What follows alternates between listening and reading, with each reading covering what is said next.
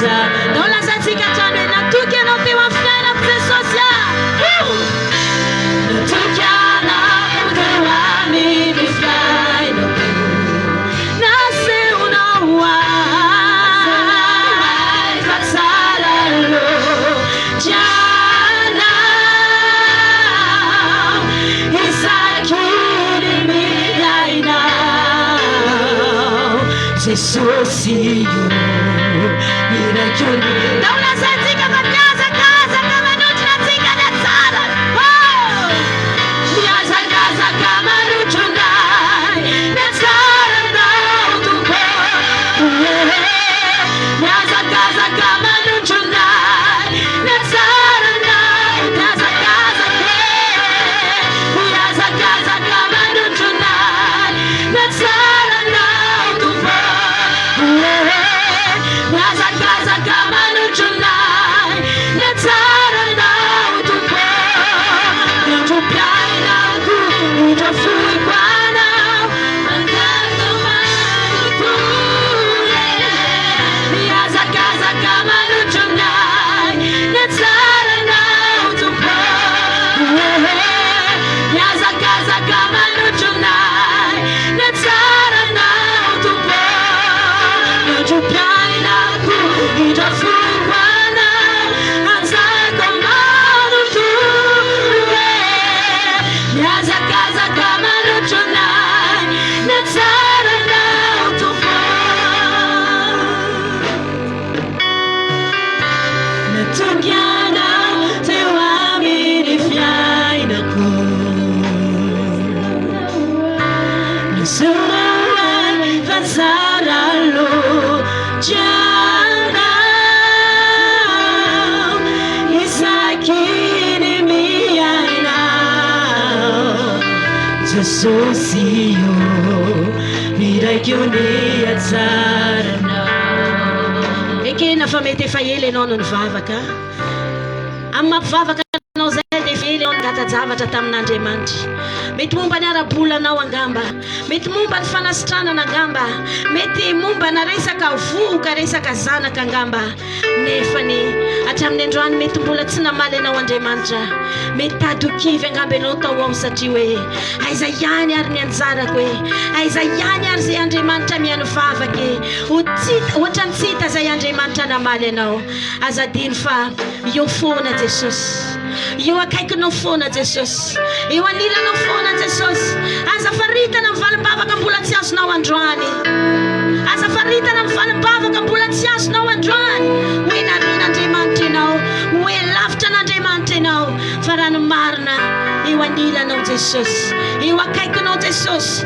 mety hoe angamba ianao hoe raha eto anilako any Jesosy raha hitan'i Jesosy ary ahy maninona no avelany ampaorina nahoana no avelany zoiny zao faorina rehetrarehetra izao reny rehetrarehetra ireny dia antsony tompo anao antsony Jesosy ho anao reny mba tonga anao hanompo azy mba tonga anao hanantona misimisy kokoa azy mba tonga anao hanakaiky azy fa vitan'i Jesosy io hoy aho hoe vitan'i Jesosy io ny ranomasina mena aza nosokafany afo momba azo omeny zanaka ny maty aza tsangany maika vefa ikaonao io e maika vefa io zava-tsavitra atrehanao io e mamelanao iresaka amin'Andriamanitra ao anatin'izany feokira izany mamelanao iresaka amin'ny Jesosy ao anatin'izany feokira izany isory izy fa izy ny mbola antony hamelomanao isory izy fa izy ny mbola tanjananao teto amin'ity toerana ity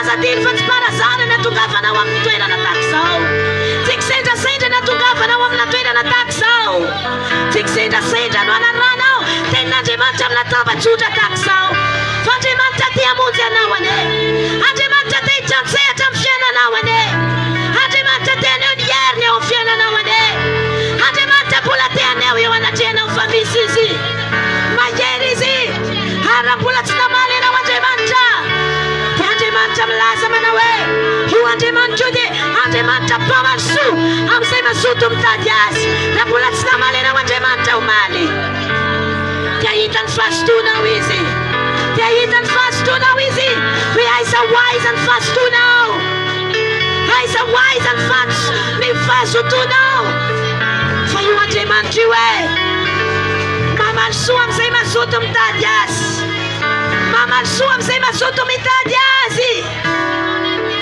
Io mpitsanganana eo tiako anao hiteny amin'ny Jesosy io, mitenena amiko indray ianao androany, mitenena amiko indray ianao androany. Jesosy io vonjeo amin'ity olako ity, vonjeo amin'ity kako ity Jesosy tiako ianao hiteny amin'ny Jesosy. Na dia mbola sambany azy ianao tongetra, mety tsy mahazatra anao zany vavaka miteny zany. Andramo izaho fa tsara Jehova, andramo izaho fa tsara Jehova. Manandrama miteny, manandrama miteny hoe Jesosy io midina-tsaitra amin'ity fiainako ty ianao, midina-tsaitra amin'ity olako ty ianao. Teneny Jesosy Jesosy ianao aneno oeriko ianao aneno tokoko teneny Jesosy hoe ianao ny fanantenako.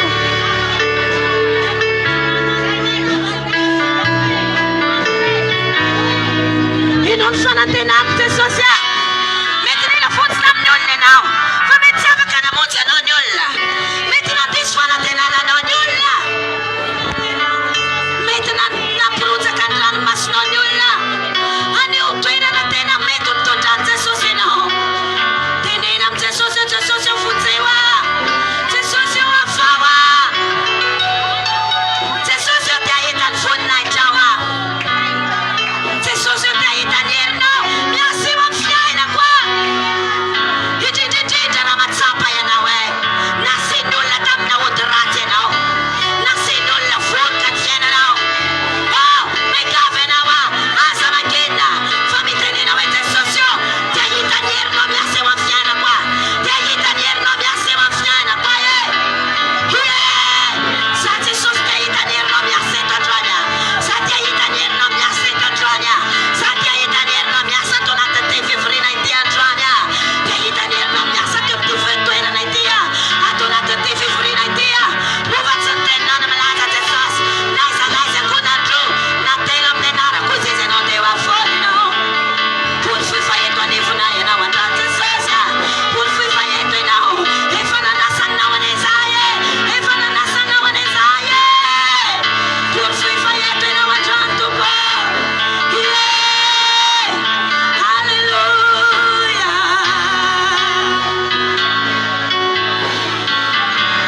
Sisy lehibe noho ny Andriamantsika, sisy lehibe noho ny Andriamanitsy. Vitan'izay tsy hay atao, io zavatra tsy hainao io vitan'io, capable amin'io izy, spécialité an'io.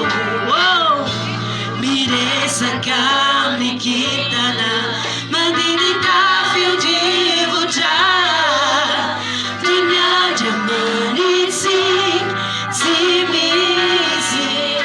Sisy mahery noho ny Andriamantsika.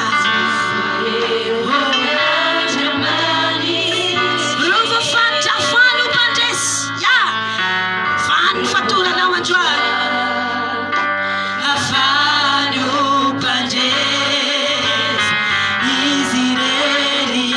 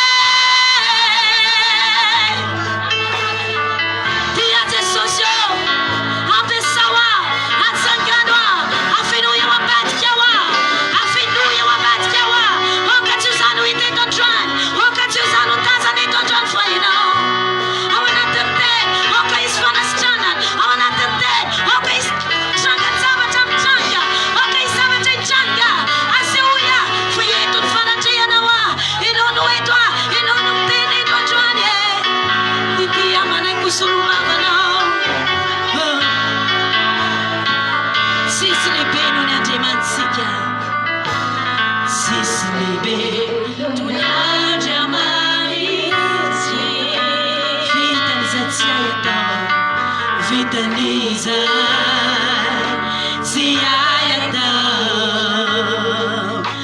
miresaka nikitana mandirita fujivoja dunia jamani simi sismayenu nyajemanzike ayajemancantarka na wetom titoeranti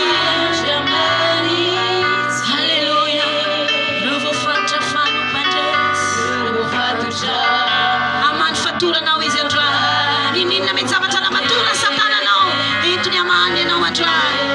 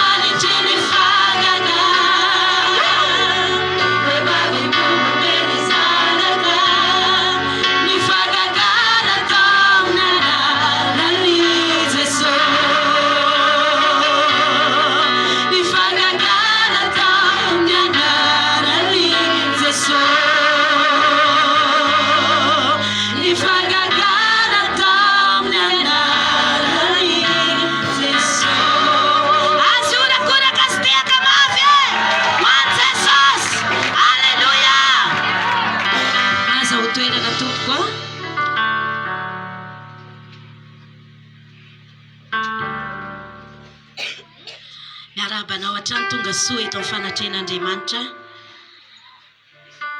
faly mahitanao tonga eto amin'ity toerana ity satria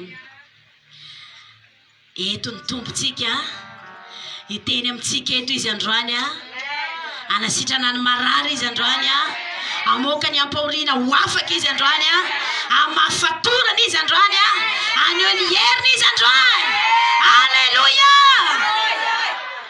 ia lohateniny afatra androany ny herin'ny fanahy tsy adinika ihany koa ianao manaraka tsy tapaka ao amin'ny tambajotra serasera ao zay ihany koa tsy manadino anao mihitsy rehefa tonga ny alatsinainy ataondro tahaka izao dia tiana hisitraka ny afatr'Andriamanitra avy amin'Andriamanitra miaraka aminay ianao dia raha azo atao dia mandefa manaova partage amin'ny amianao rehetrarehetra mihitsy satria reny partage ireny dia asan'Andriamanitra daholo reny raha azo atao aza dia atsoy ny namanao ozy izy le fomba fiteny izay hoe tageo izy invité o izy mba andraisany signal hoe misy an'ity afatr'Andriamanitra ity mba tsy ianao rerianina eny mandray azy fa ny namanao ihany koa miara-mandre an'izany tenin'Andriamanitra izany ary notsika fa misy impact goavana amintsika tsiraray avy na tsika eto tany masaja na ny manaraka ao amin'ny tambajotra serasera ao ny afatry ny tenin'Andriamanitra androany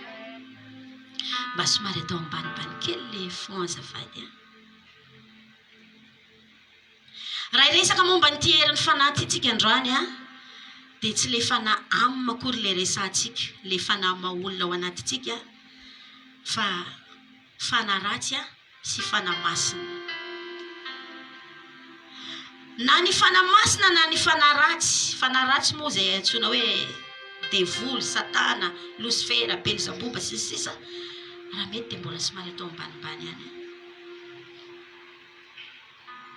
dia samy misy heriny reo satria ny devoly raha nazera teto ambon'ity tany ity dia tsy nesorona ny heriny devoly io ngeka tany an-danitra tany taloha fa noho tsy fahaizany miaina dia zay natonga azy nazera teto an-tany ary eto ambon'ity tany ity izy miaraka amin'ny heriny ary tsika zavarina fa Raha misy olona anankiray ohatra hiasana fanaratsy a, tsy voatery ho laginina foana nge netiny io e. Tsy voatery hitondra aretina foana io, tsy voatery bloqué ny fiainan'olona foana io. Fa indrandray aza mifanohatra amin'izany ny zavatra mitranga nefa devolony ao ambadiky le izy. Mety ozy izy ianao hoe ataovy sérieux, tena sérieux mihitsy. Ataovy atao amin'ny asan'ny apôstôly 2:20 nge ny baibolitsika.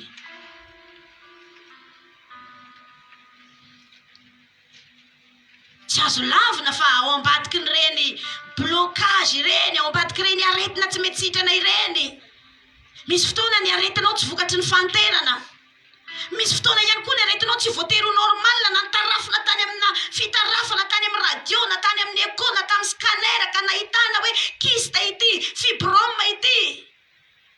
Ekena fa mety tena zay tokoa le izy, fa ny ao ambadiky ireny zavatra ireny indraindray satana devoly, i losferany ao ambadiky ireny. Ianao ve tsy efa nahita hoe nisy olona narary voan'ny fibrome izy dia nisy olona ataony fibrome na mety tsy ho fibrome fa aretina hafa, ny nahavariana gaga hatramin'ny dokotera, gaga hatramin'ny mpandidy, le zavatra efa nisorona tao nefa 2 volana aty aoriana, 3 volana aty aoriana mbola io le zavatra nisorona tao.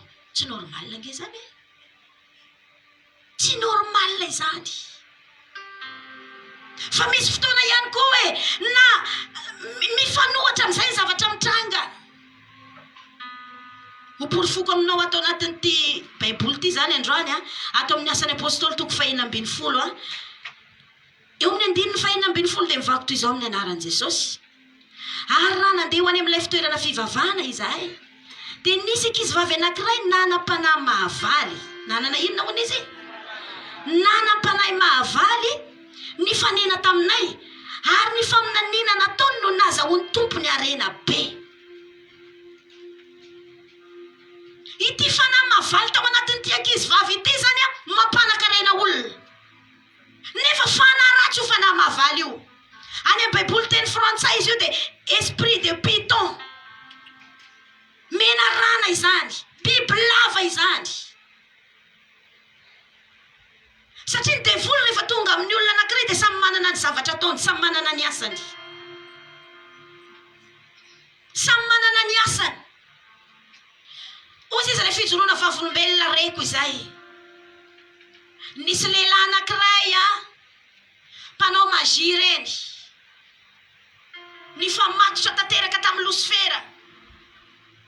Ary misy fotoana makany ambany ranomasina any maka pouvoir. Maka pouvoir. Izy tsy setroka izy. Fa miaina tsara tahaka ny olona eto ambony tany izy any ambany ranomasina any maka pouvoir. Fa noho ny fahasoavan'Andriamanitra dia novonjen'Andriamanitra izy. Noho ny fahasoavan'Andriamanitra dia novonjen'Andriamanitra izy. Dia tao no nahitany i losfera mibaiko karazana devoly maro samihafa satria nisy fivoriana natao tamin'izany fotoana izany dia tao io raha namany eo. Dia ozy izy losfera hoe ianao makany Amerika, ianao makany Azia, ianao makany Afrika. Dia zao daholo ny zavatra ataonareo. Ataovy occupé ny olona, ataovy tsy manana fotoana hivavahana ny olona. Na manana programa izy andeha hivavaka dia isakano, amanao ataovy mihitsy izay fomba rehetra nakanana azy tsy hivavaka. Rehefa tonga any am-piangonana izy ataovy izay atonga azy atory, ataovy izay atonga azy tsy fantoka. Raha manan-janaka izy dia ataovy izay atonga zanany hitomany. Dia io zanany io no atao fitaovana tsy ampifantoka an'ilay mamany. So amintsika reny tonga eto anay zany. Halleluja. Zay no mahatonga milaza aminao hoe ireo devoly ireo samy manana ny asany, samy manana ny misiony. Ono mitondra aretina, ono manakana ny olona tsy anakarena, fa teto ihany koa mahitsika fa mampanakarena izy. Fa tsy maintsy mangidy anefa ny farany. Nahita ankizivavy anankiray nanana fanahy mahavaly, esprit de python. Dia io no nampanakarena ny tompony satria maminany io fanahy tao anatiny io. Mitandremany amin'ireny karazam-paminany, mielipatrana manerana ny nosy ireny. Allô? Satria misy olona dia tena fatrapila faminaniana izy. Hoe andeha hiona amin'ny profety ranona hoe manahoana no afoko, manahoana za. Fatra-pangeta hita faminaniana, fa tsy mangeta hita tenin'Andriamanitra. Ary raha sendra misy tenin'Andriamanitra dia halany hatramin'ilay mpanompon'Andriamanitra nataon'Andriamanitra fitaovana anitsy azy. Allô? Maminany ity fanahy mavaly tato anatin'ity ankizy vavy ity. Dia tena nahazo arena be, nahazo vola be mihitsy ny tompony. Andao ho toizatsika e. Ary ny faminaniana nataony no nazahoan'ny tompony arena be. Izy nanaraka ny Paoly sy izahay ka niantso hoe ireo lehilahy ireo dia mpanompon'Andriamanitra avo indrindra izay nanoro anareo lalam-pamonjena ary nataony tamin'ny andro maro izany. Ary sosotra Paoly dia nitodika taminy ka nanao tamin'ny fanahy hoe mandidy ianao amin'ny anaran'i Jesosy Kristy aho hivoaka aminy, dia nivoaka tamin'izany ora izany indrindra izy. Manonona andro any raha sendra misy fanahy ratsy eny anatinao, zavatra tsy avy amin'Andriamanitra dia eto aneny anafany Jesosy ianao androany, ho afany tompony ianao androany. Ary no nitan'ny tompony fa very ny fanantenany azo arena, dia nisambotra ny Paoly sy Silasy izy ka nitondra azo any an-tsena lehibe. Fantany ity patrony ity zany fa io arena tonga eo amin'io tsy arena madio, io arena tonga eo amin'io tsy arena vokatry ny fahaizany na ny fahaizany mitady, fa vokatra na fanahy maloto, vokatry ny fanahy ratsy. Tsika ne mahita an'izany amin'ity fiainan'ity e. Misy olona ngeka makany amin'ireny maso ivoan'ny Satana eto ambonin'ny tany ireny e. Maka zavatra any izy, maka ody any izy e. Ohatra hoe fandroitam-barotra, inona moa no mahatonga an'izay hoe fandroitam-barotra izay? Ahatonga an'izay olona rehetra mandalo eo, manodidina eo, voasintony iny ody iny, voasintony iny herin'ny fandroitam-barotra iny. Ka na tsy nanana programa azy izy andeha hividy zavatra ao amin'ilay toerana, vokatry ilay hery miasa ao. Eo izy vao mitady zavatra ho vidiana. Ary tsy vitsy aza no victime miteny hoe dia tsy haiko mihitsy iny natonga na nividy an'ity za dia mandanindany vola foana amin'izao. Marina mihitsy ny tenin'ny vadiko hoe inona ny vidanana an'ity. Dia lasa miady mivady ilay ramatoa rehefa avy eo hoe mandany vola tsy mahay mitantana. Normal be raha tsy dia tonga any aminao loatra intsony ihany koa ny volan'ny rangahy. Allô?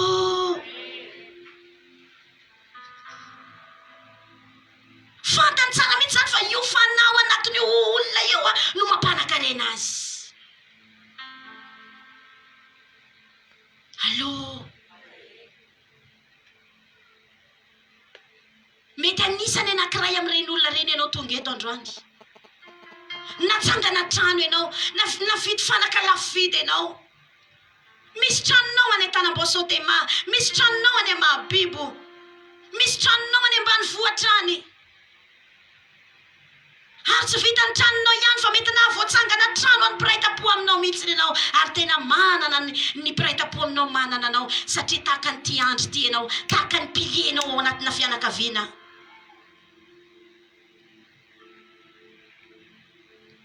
Raha sendra anankiray amin'ireny ianao dia mila manantona, ampahafantarina anao ny tokony ataonao. Halleloia! Ampahafantarina anao ny tokony ataonao fa misy vahaolana ho anao amin'izany. Dia inona ozy izy ianao zavatra nitranga rehefa niala tao anatin'ilay olona ilay ankizy vavy ilay fanahy mahavaly? Tezitra ilay tompony. Izy tezitra io dia naka ny Paoly sy Silasy, naka ireo mpanompon'Andriamanitra ireo, naka ny Paoly sy Silasy nitondra azo any amin'ny tsena lehibe. Atao inona? Ho alambarakana izany e. Eo amin'ny 9:20. Ary rehefa nentiny teo amin'ny gouvernoura izy reo lahy, dia nolazainy hoe ireto lehilahy jiosy reto mampitabataba ny tanànantsika loatra ka mampianatra fanao tsy mety ho raisitsika na ataontsika faharomanina izy. Faharomanina isika. Ary ny vahoaka rehetra niara-nitsangana mely azy. Ary ireo gouvernoura nanaisitra ny lambany, natao inona hony? Nanaisitra ny lambany, fafambaraka zany. Ka nasainy nokapoana tamin'ny azo izy, ary rehefa nokapoiny mafy dia mafy izy, dia nataony tao an-tranomaizina ka nasainy nisy niambina azy tsara ny mpiandry tranomaizina. Ary rehefa nahazo teny toy izany raha lehilahy dia nataony tao amin'ny tranomaizina anatiny indrindra izy, ary ny tongony no blokiany mafy tao amin'ny bloky azo. Ka eno tsara nge ireto olona reto dia mpanompon'Andriamanitra rehetra nampiasain'Andriamanitra naroaka devoly fa tao ambadiky ny asa nataony raha tokony ho fankasitrahana no azony satria ny mpiasa mendrika azony karamany. Au contraire n'izany zavatra nitranga fa fambaraka no nitranga nentina tany amin'ny tsena lehibe mihitsiny hoe reo lehilahy reo hoe no ampangaina tao nesorona mihitsy ny akanjony ary tsy vitany nesorona akanjo fotsiny na nalaim-baraka fotsiny fa hoy ny baiboly teo hoe nokapohina mafy de mafy ary tsy vitan'izany fa natao tany amin'ny trano maizina lalina indrindra nampidirina tany prison. Ry kristianina malala so dia misy zavatra tsy rariny mahazo anao ao indraindray. Ianao mahery miasa be nefa indraindray reklameny satana ny fiainanao. Tsy arakaraky le fikelaizanainanao, tsy arakaraky le asan'Andriamanitra ataonao, tsy arakaraky le nivavaka ho an'ny olona ianao dia afaka ny olona. Le zavatra mitranga eny amin'ny fiainanao, zany tompoko ny atao hoe valifaty. Raha sendra mahazo anao zany androany dia enao no mandroaka ny fanany valifaty androany. Halleluja. Roainy devoly tsy hamalifaty anao satria reny devoly roantsika reny ange tsy faly amintsika e. Teneno eo akaikinao reny devoly roantsika reny tsy faly amintsika hoe ny ataony amin'izay rehefa tsy faly izy mamalifaty izy. Tampotampoka eny dia ohatrany misy fafambaraka zany mahazo anao. Sola tsy fizany toetra iny fa valifaty e. Allo tampotampoka teo na tokony hiandry an'Andriamanitra ianao anome volanao amin'ilay zavatra mety anankiray ilainao lasa indray ianao nitroso. Efa azontsika ihany ty ozy izy ry losy a ry Beelzeboba efa azontsika ihany ty fa tsy amelantsika tsy avelantsika ho voalohany mihitsy io loha fa baraka any ndo alantsika baraka raisaina mihitsy ry zareo. Dia gaka amin'izay ve ianao raha hiteny aminao ny olona hoe mba ampovavaka ianao nefa ny aizy izay Jesosinao 100,000 ariary tsy voalohanao andanako amin'ny zidoro any ianao ozy.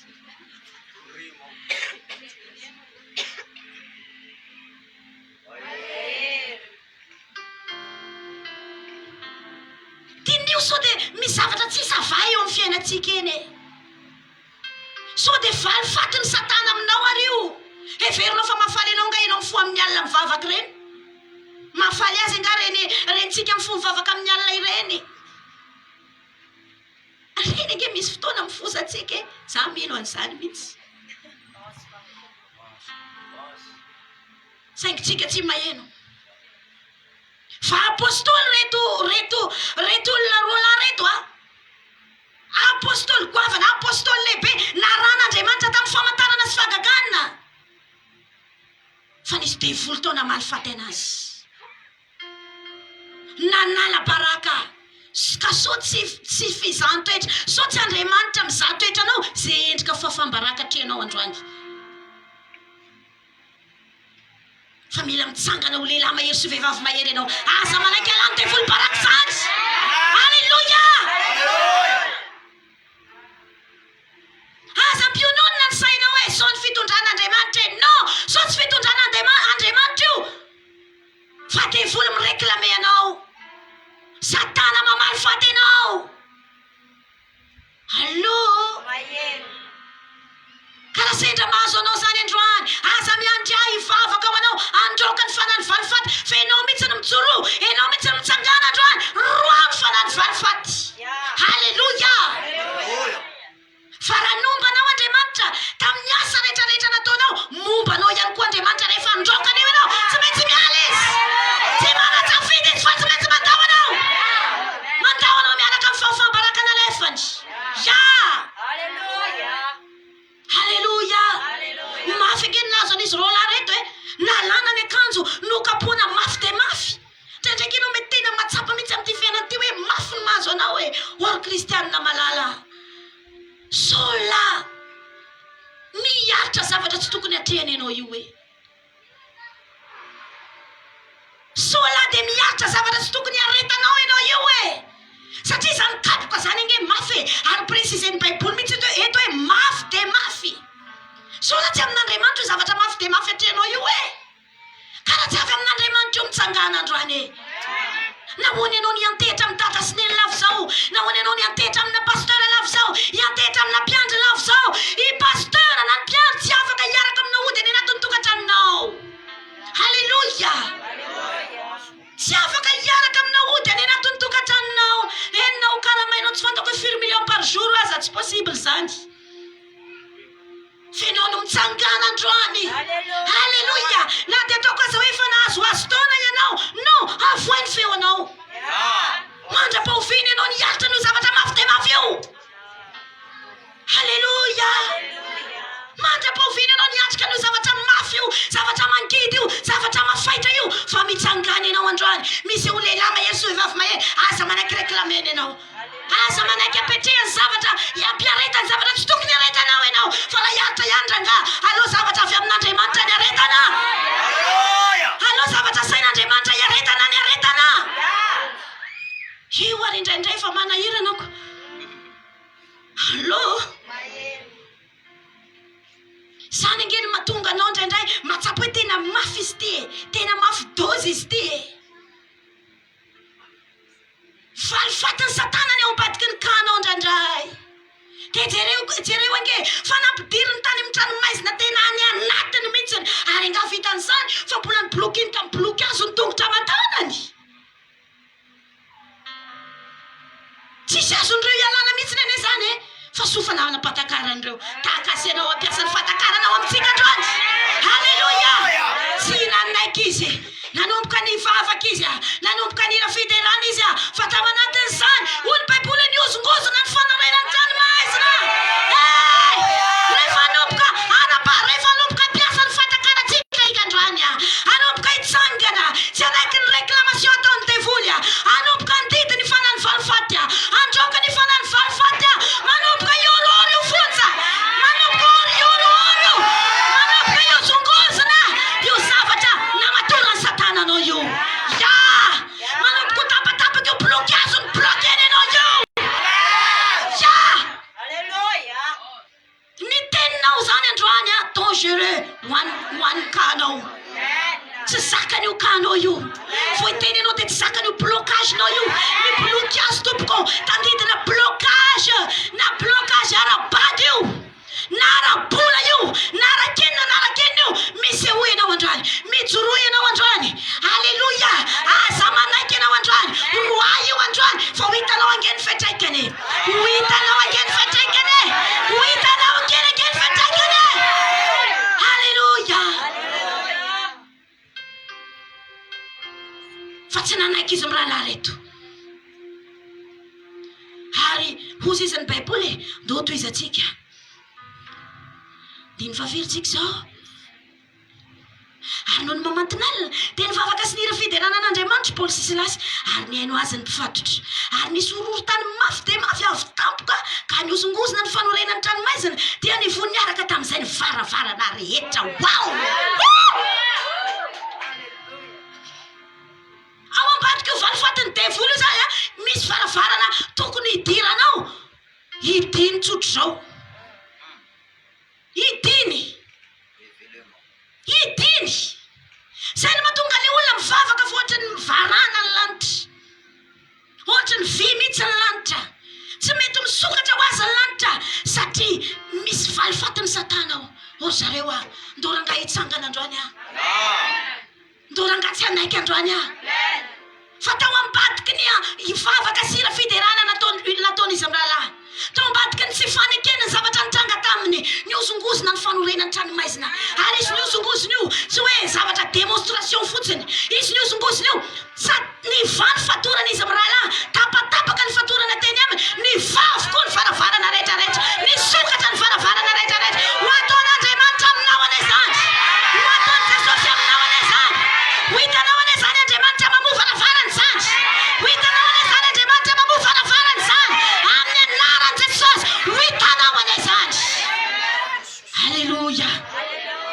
Ho hitanao zany blocage tapatapaka izany, ho hitanao zany blocage tapatapaka izany, ho hitanao tsapanao mihitsy ny avance après ny fiainanao ao aorianan'ity raha ampiasa ny fatakaranao amin'ny alalan'ity afatra Andriamanitra nampitaina ity ianao. Alleluia. Alleluia waye. Alleluia waye. Ny fiainanao ane mety tsy tokony ohatr'izao fa mety tokony ho lasalasa lavitra kokoa noho izao ny fiainanao. Fenao mila mijoro androany. Raiso ny toeranao androany. Raiso ny toeranao androany. Mitenena mafy androany. Mitenena amin'ny fahefana androany. Fa ny fitopolo laza rehefa nomeny Jesosy fahefana tao ambadika izay niaraka tamin'ny fijoroana vavolombelona. Ny fitopolo laza izay ny Baiboly niverina tamin'ny fifaliana. Ary nijoro vavolombelona ireo hoe mpampianatra na ny demoniasa dia manaiky anay noho ny anaranao. Wow! Hadevoly iza ny tsy anaiky ny anaran'i Jesosy. Satana iza ny tsy anaiky ny anaran'i Jesosy. Inona loatra ny zavatra mbloke anao ao tsy anaiky ny anaran'i Jesosy. Korontana tokantrano ve, satom-panambadiana ve, trosa ve, grossesse arrêté ve, tsy fananananaka ve, famombana ve, tsy maintsy manaiky ny anaran'i Jesosy io rangahy. Fa ny olona ny anankiray indraindray i pastera foana, ny mpiandro foana. No, nomena fahefana angenao hoe. Alleluia. Ndao ampiasaitsika io. Ndao ampiasaitsika ny fahefana nomeny Jesosy atsika. Ataovy ato amin'ny asan'ny apôstôly toko fahavalo nge ny Baibolitsika. Ato ny ahitantsika lehilahy anankiray ihany koa. Mpanao ody. Inona hoe azafady? Mpanao ody dia nigagam-bahoaka tamin'izany odiny izany. Ary nataon'olona ho herin'Andriamanitra mihitsy io lehilahy io satria misy heriny ny odiny. Eto amin'ny andinin'ny fasivy. Ary nisy lehilahy anankiray raha teo an-tanàna tao hoe Simona, izay nanao ody ka natalanjona ny olona tany Samaria, sady nandoka tena nanao azo zavatra. Ary ny haino azy ny olona rehetra na ny kely na ny lehibe ka nanao hoe ity lehilahy ity no herin'Andriamanitra izay atao hoe hery lehibe. Ary ny haino azy ny olona satria efa ela ny talanjona tamin'ny odiny.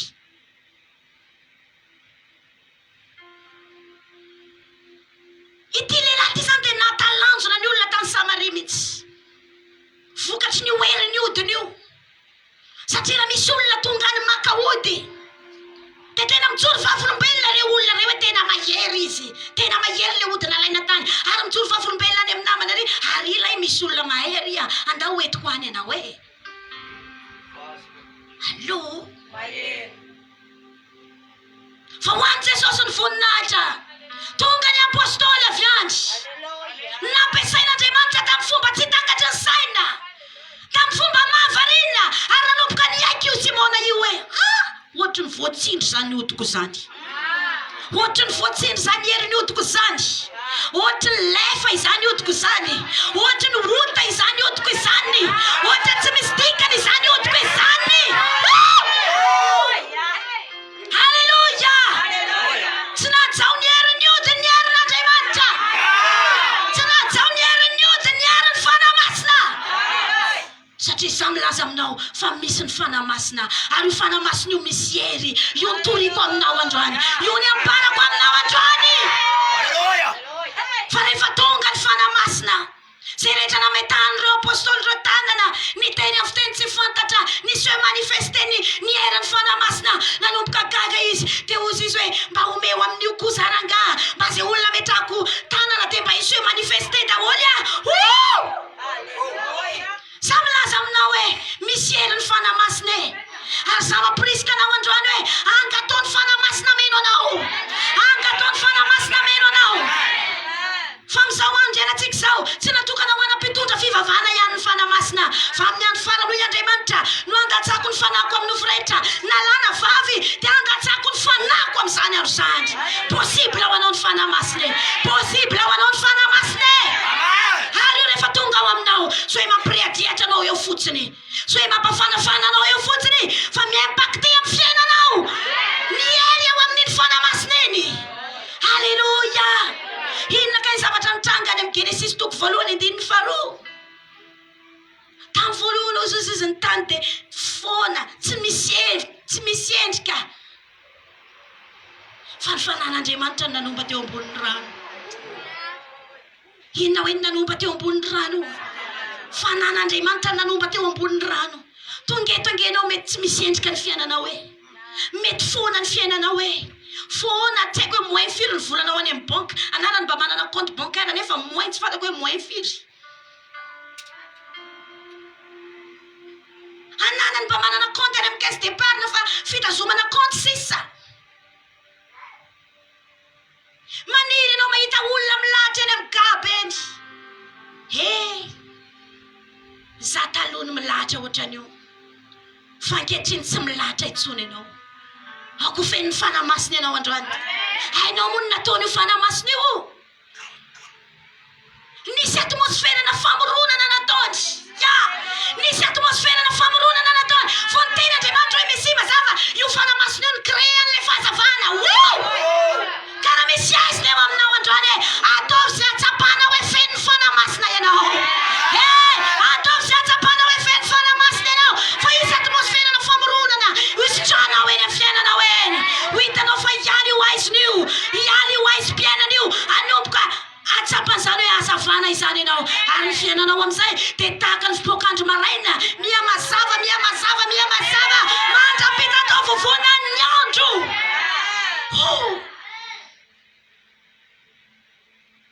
oka hiakatra ny etaetanao an'io fanamasina io androany ho fenona an'io fanamasina io androany fa tena grave be ry zareo ny apako ty fanamasina io raha ny herin'io dia aza navita nampanankarena olonako na gaga ny olona tao samariko maika fa ny herin'Andriamanitra raha manaiky ianao rangaha dia afaka ny atalanjona ny olona manodidina anao ny fianakavianao ny herin'io fanan'Andriamanitra io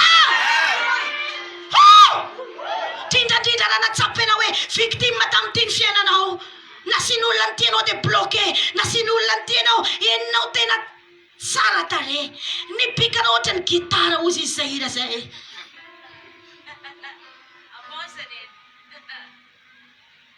allo fotony tsy hita zay lehilahy bakatra anao satria mety nasiany olona ny tiangenao hoe mihoatra lavitra noho ny heriny maizina ny herin'Andriamanitra Davida dia nilaza hoe indrozy izy nandry anesako fa an'Andriamanitra ny here an'Andriamanitra ozy izy ny here ka zany no mahatonga namaprisika anao androany iantsoantsika androany iantsoantso an'io fanamasina io hitanao anatintsika halleloia fa ho hitanao ny doziny ho hitanao ny impactany ho hitanao ny fiantraikany ako feny fanamasina ianao misy olona nge manana ny heriny maizina safony fotsiny lohan'olona dia misy zavatra mitranga amin'ilay olona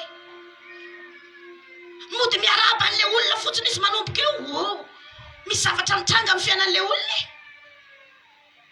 mody mifidy zavatra amina piseria anankiray izy nefa volona no amasinina tany amin'ny vola nentina nasiana ody tany enanina tany dia mody ny fidranana zavatra teo manomboka eo mafana mangididy ny tanan'ilay olona nandray an'ilay vola mivonto ny tanan'ilay olona nandray an'ilay vola ary nga vita ny vonto any fa manomboka eo mangarakaraka malalaka be ny étagère tsy manana entana mety intsony jusqu'à io tsena io maty tanteraka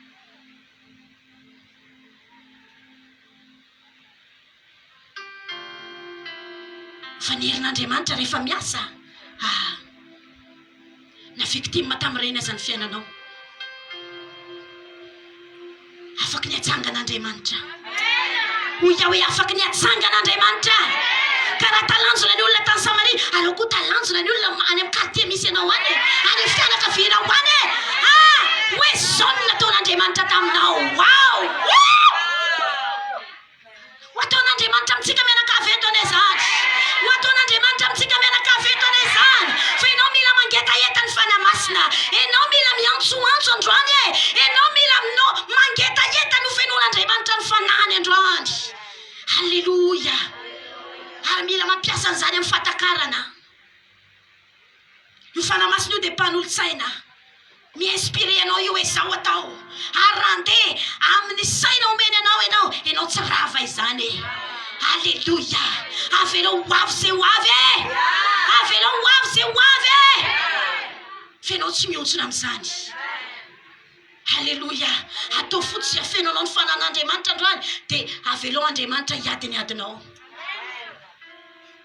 jereo ange tamin'ny zanak'Israely tany efitra tany amin'ny zanak'Israely tany tany efitra tany any amin'ny Deutéronome atoko 8:4 ny fitafiana teny aminao izy tsy rovitra ary ny tongotrao izy tsy nivonto izao 7 taona izao. Wow, fantatrao ve ny tao ambadika izany? Imagineo kely nge hoe misy ankizy anankiray ao anatin'ny herintaona tsy misolo akanjo mihitsy. Tsy maimbo ve izany olona zany? Tsy masiso ve izany olona izany? Ao anatin'ny 7 taona mandeha tongotra tsy fantako 5 kilometra. Tsy vonto ve ny tongotra izany olona izany? Fa mahavaliana ho azy zareo ny asan'io fanahy-masina io. Verifio ny baibolinao fa nisy andro rano na sy andro afo tao nitarika an'ireo zanak'Israely reo. Raha mijanona io dia mijanona reo na 10 andro azy io mijanona eo dia mijanona eo reo mandritra ny 10 andro. Fa rehefa manomboka mandeha ny andro rano na ny andro afo mandeha ihany koa reo. Zany ny atao hoe taritalana, zany ny atao hoe fanahy-masina. Rehefa mameno anao ny fanahy-masina misy zavatra mahavariana iainanao. Misy zavatra mahavariana iainanao. Misy zavatra tsy takatry ny saina iainanao. Ary ito manonina na inona mety endrika fivotosana any anatinao any. Tononoko eto amin'ny fanatrehan'Andriamanitra eto amin'ny tantara ity. Miaina izany, foanako izany, manjavona izany amin'ny anaran'i Jesosy. Eto dia matsiaro. Tsy tadidiko na 4 taona tamin'izany. Satria teo amin'ny 14 taonako andray 15 andray 15 ans no nitarian'Andriamanitra amina fivavahana mifotaka izao ho an'i Jesosy no voninahitra. Dia tena mitsiriritra mihitsy ny ray aman-dreny amin'ny tanàna. Ianao tsy mba tahaka ny Josea. Iny tsy maditra ohatranao, io ohatrao. Tadidiko indray andro natsona. Hivavaka ho ana madama anankiray. Akory ny agagako fa any amin'ny faritra mahamenatra any misy fivotosana ngeza be ohatra ny totohondry. Rehefa mandeha dia manao ohatr'izao mandeha, misabaka ohatr'izao mandeha. Tsy mavita mandeha, tsy matory andro manalina satria manaintaina ary mamorona nana io zavatra io. Mbola zaza azo lazaina hoe zaza tamin'izany. Tsy dia manam-pahatakarana loatra. Fa rehefa nivavaka ho azy ho an'i Jesosy ny voninahitra. Rehefa nifona ho azy ary melohan'ny nivavahako azy dia tadidiko mihitsy ny fanahy-masina nitarika nampy bebaka azy. Satria izany trangan-javatra izany tompoko tsy tonga ho azy satria tsy karotro tamin'izany fotoana izany. Fa ny sarabady io madama io, ary izy ny sarabady io maromaro ny lehilahy miala mandro tonga ho aminy ao. Ary dia mahavita karazan-damody maro isan-karazany izy ny amin'ny vola omen'ireo lehilahy maro samihafa ireo. Ary mety nirearea koa angamba hoe je suis belle, tellement belle.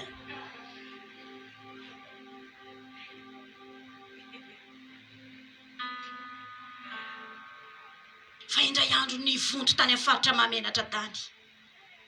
Hozy hoe raha misy zavatra iainanao tsy mifanaraka amin'ny sitrapon'Andriamanitra, mibeba fantso ny tompo anao zao. Hain'i Jesosy ny mampienana io na dia zao aza. Fantso ny tompo anao io, manolora tena ho an'i Jesosy. Nampandraisiko an'i Jesosy izy. Nivavahako izy, rehefa natsona koa any amin'ny pitsony iny, efa tsy ohatran' nintsony. 3 andro angamba farafahelany, verina amin'ny laoniny. Halleluja! Na ny faritra mahamenatra, tononoko manjavona izany, amin'ny anaran'i Jesosy. Raha retina mila fandidina io, tononoko ny herin'Andriamanitra anao operasion tsy hita maso zao io. Ary manjavona ao aminao ny vola tokony anaovanao operasion ny poyan'ny tompo. Dia vidiano izay zavatra hitanao hoe ilainao. Halleluja. Sao 7 taona izao izy dia tsy nivonto ny tongotrao. Tsy rovitra ny akanjonao, vokatry io fanahy-masina io. Vokatry ninona hoe azafady? Vokatry ny fanahy-masina. hiditra lalina dia amarana atao amin'ny Exodus 4:10 atao avy any ny baibolinao e. Atao amin'ny Exodus 4:10 a. Satria tena iantsoantsika androany a. Eo amin'ny 1:20.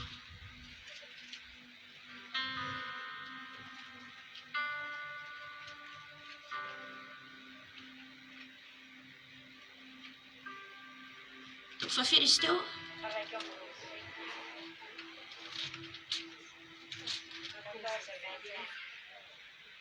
Fako toy izao amin'ny anaran'i Jesosy. Dia naindritry Mosesy teo ambony ranomasina ny tanany, ary rivotra mahery avy any atsinanana no nampisavan'i Jehova ny ranomasina mandritry n'iny aliny. Ka nataony tany maina ny ranomasina, ary dia voasaraka ny rano, ary dia nandeha teo afovoan'ny ranomasina nandeha tany maina ny zanak'Israely. Ary ny rano dia tonga fefy ho azy teo amin'ny ankavanany sy teo amin'ny ankaviany. Nanenjika mafy avy ao aoriana avy ao Farao sy ny forongany. Nanenjika ao aorianako ao Farao sy ny forongony e. Nampiororo mihitsy ny gadony tongony.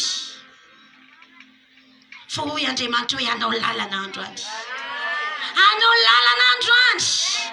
Ny tanako mihitsy androany ozy izy no ampiampita. Ny zanako tsy maintsy tafita. Halleluja. Fa melohany nampisavana Andriamanitra ny ranomasina mena io dia ozy izy ny baiboly hoe nandefa rivotra mahery avy any atsinanan'Andriamanitra. Rivotra mahery avy any atsinanan'Andriamanitra. Nitsoka tamin'io ranomasina io nandritry ny alina. Dia nisaraka roa ny rano, ary io rano nisaraka roa ohatra ny fefy ankaviany sy ankavanany. Any amin'ny baiboly teny frantsay izy io dia muraille. Surnaturel nge zany e. Inona moa io rivotra io? Tandidon'ny fanamasina nge io e. Tandidon'ny fanan'Andriamanitra nge io e. Hitanao fa rehefa tonga ny fanamasina, rehefa mameno anao ny fanamasina, na ny barrière aza tsy maintsy misokatra e. Halleluja. Manokatra barrière ny fanamasina, mandrava sakana ny fanamasina, manokatra lalana ny fanamasina.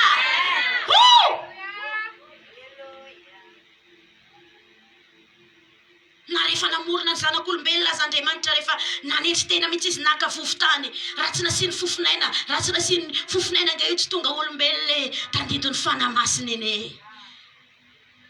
Fa maty teo foana Adama raha tsy nasian'Andriamanitra fofinaina le fofotany nofetafetainy namboariny kalikaliany. Tonga razana teo foana izy, tonga faty teo foana iny raha tsy nasiana fofinaina. Ka eto aminany na inona endrika fahafatesana eny aminao eny. Rehefa ho feno ny fanamasina ianao androany, dia ho tonga olona vaovao, iaina amina fiainana vaovao, iaina amin'ny surnaturel, hisokatra amin'ny surnaturel. Tiako manomboka hitsangana ianao zao. Halleluja. Indray andro rehefa nentin'Andriamanitra le lehilahy anankiray ho tamina taola maina, dia hoy Andriamanitra hoe mamina an'iny amin'ireo taola maina ireo. Rehefa nanomboka naminany io lehilahy dia nanomboka ny fanantonantona ireo taola maina ireo, satria niparitadritaka ny taolan-dranjo nakary, ny taolam-be nakary, nanomboka ny fanantonantona ireo. Nanomboka naminany ny amina nofony amin'ny ahozatra io lehilahy io dia nanomboka tanteraka ny faminaniny. Fa raha tsy naminany amin'ny fofinaina izy dia tonga dia razana foana io zavatra io. Faty foana io zavatra io. Fa rehefa nanomboka naminany amin'ny fofinaina izy, tonga olona nijoro tamin'ny tongondreo, fa oka maro dia maro ireo. Halleluja.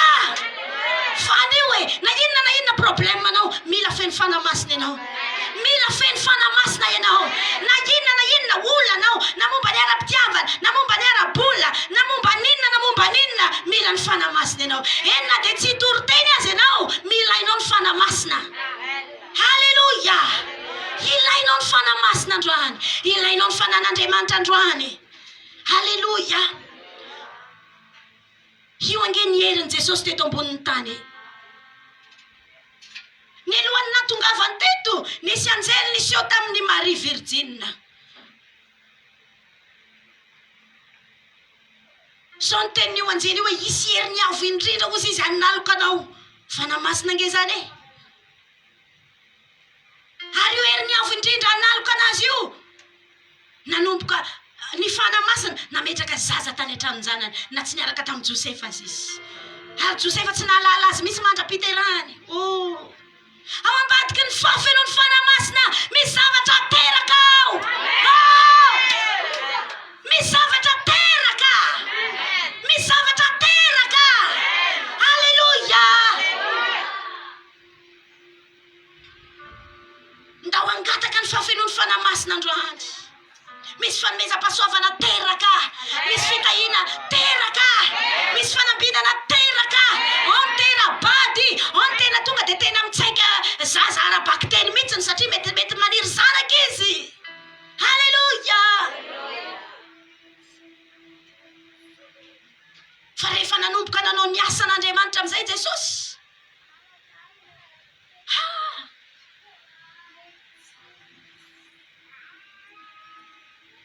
Ozy izy ilay hira zay hoe ny magy nandre anao hoe nangena solution. Ny trondro nandre anao banque fohy be manao livraison. Halleluja. Satria feno fanamasina Jesosy.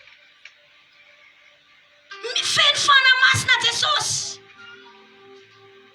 Ny jamba mahiratra.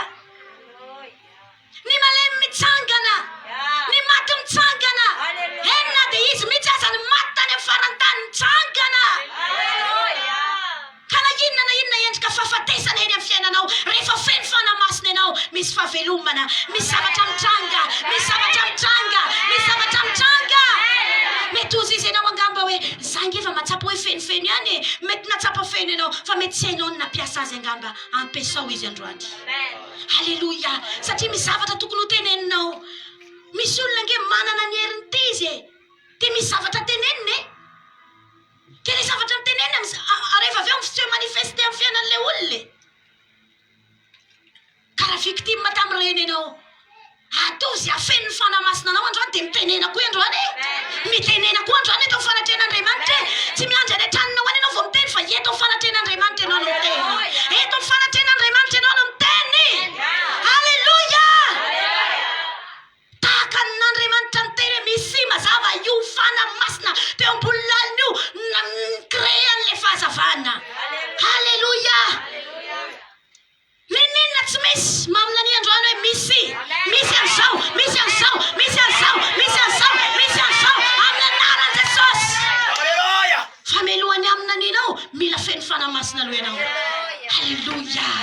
Misy olona nge manana ny heriny maizina dia ozy izy hoe tsy potehako ianao ozy izy. Tsy avelako izy akavady zany ianao ozy izy. Fa izy nga izy ny mpanome vady. Halleluja. Ianao fa tsy mahita hoe misy olona nge tena ratsy be fa tena mirehare mihitsy izy vokidiany fotsiny vehivavy dia tratry ny fanainga lavitra. Misaintsaina anazy foana nefa olona be molotra be tsy fantatro. Mirehare satria nanaody vehivavy. Mihoatra lavitra noho izany rangany herin'Andriamanitra. Halleluja. Karaha ny herin'ny devola zanaina ny meana azy ny herin'Andriamanitra fa tsy hanome vady ianao raha mila vady ianao. Halleluja. Fa tsy ianao mahazo vady aloha ny voalohany androany fenao feno fanamasina. Ianao feno fanamasina. Na fa zany tianao tonga aminao io rangahy. Halleluja.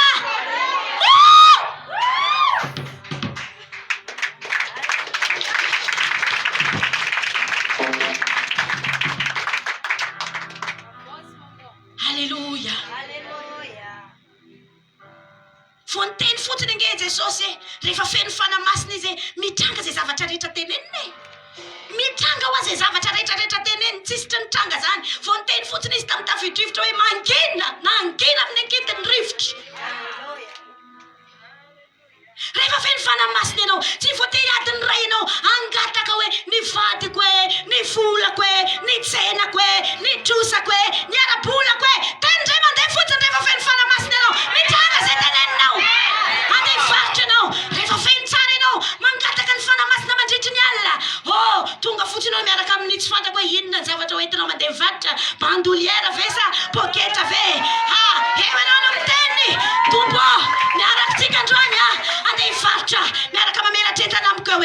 mijoro eo akaikiko eo ianao. Tsy misy olona afaka misolosoloky mangalangalatra ny zavatra mitiko zany androany. Mitondra vola ity vehivavy ity mody.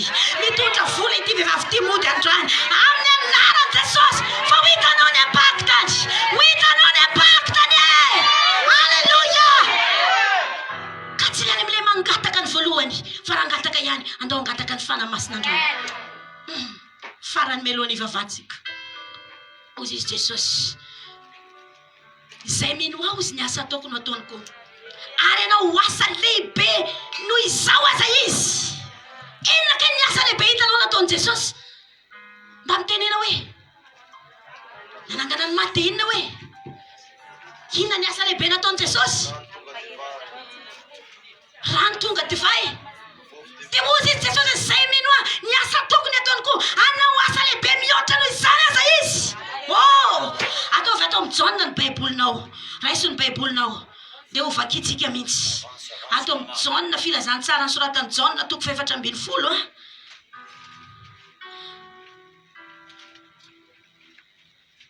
Eo amin'ny andininy 2:20.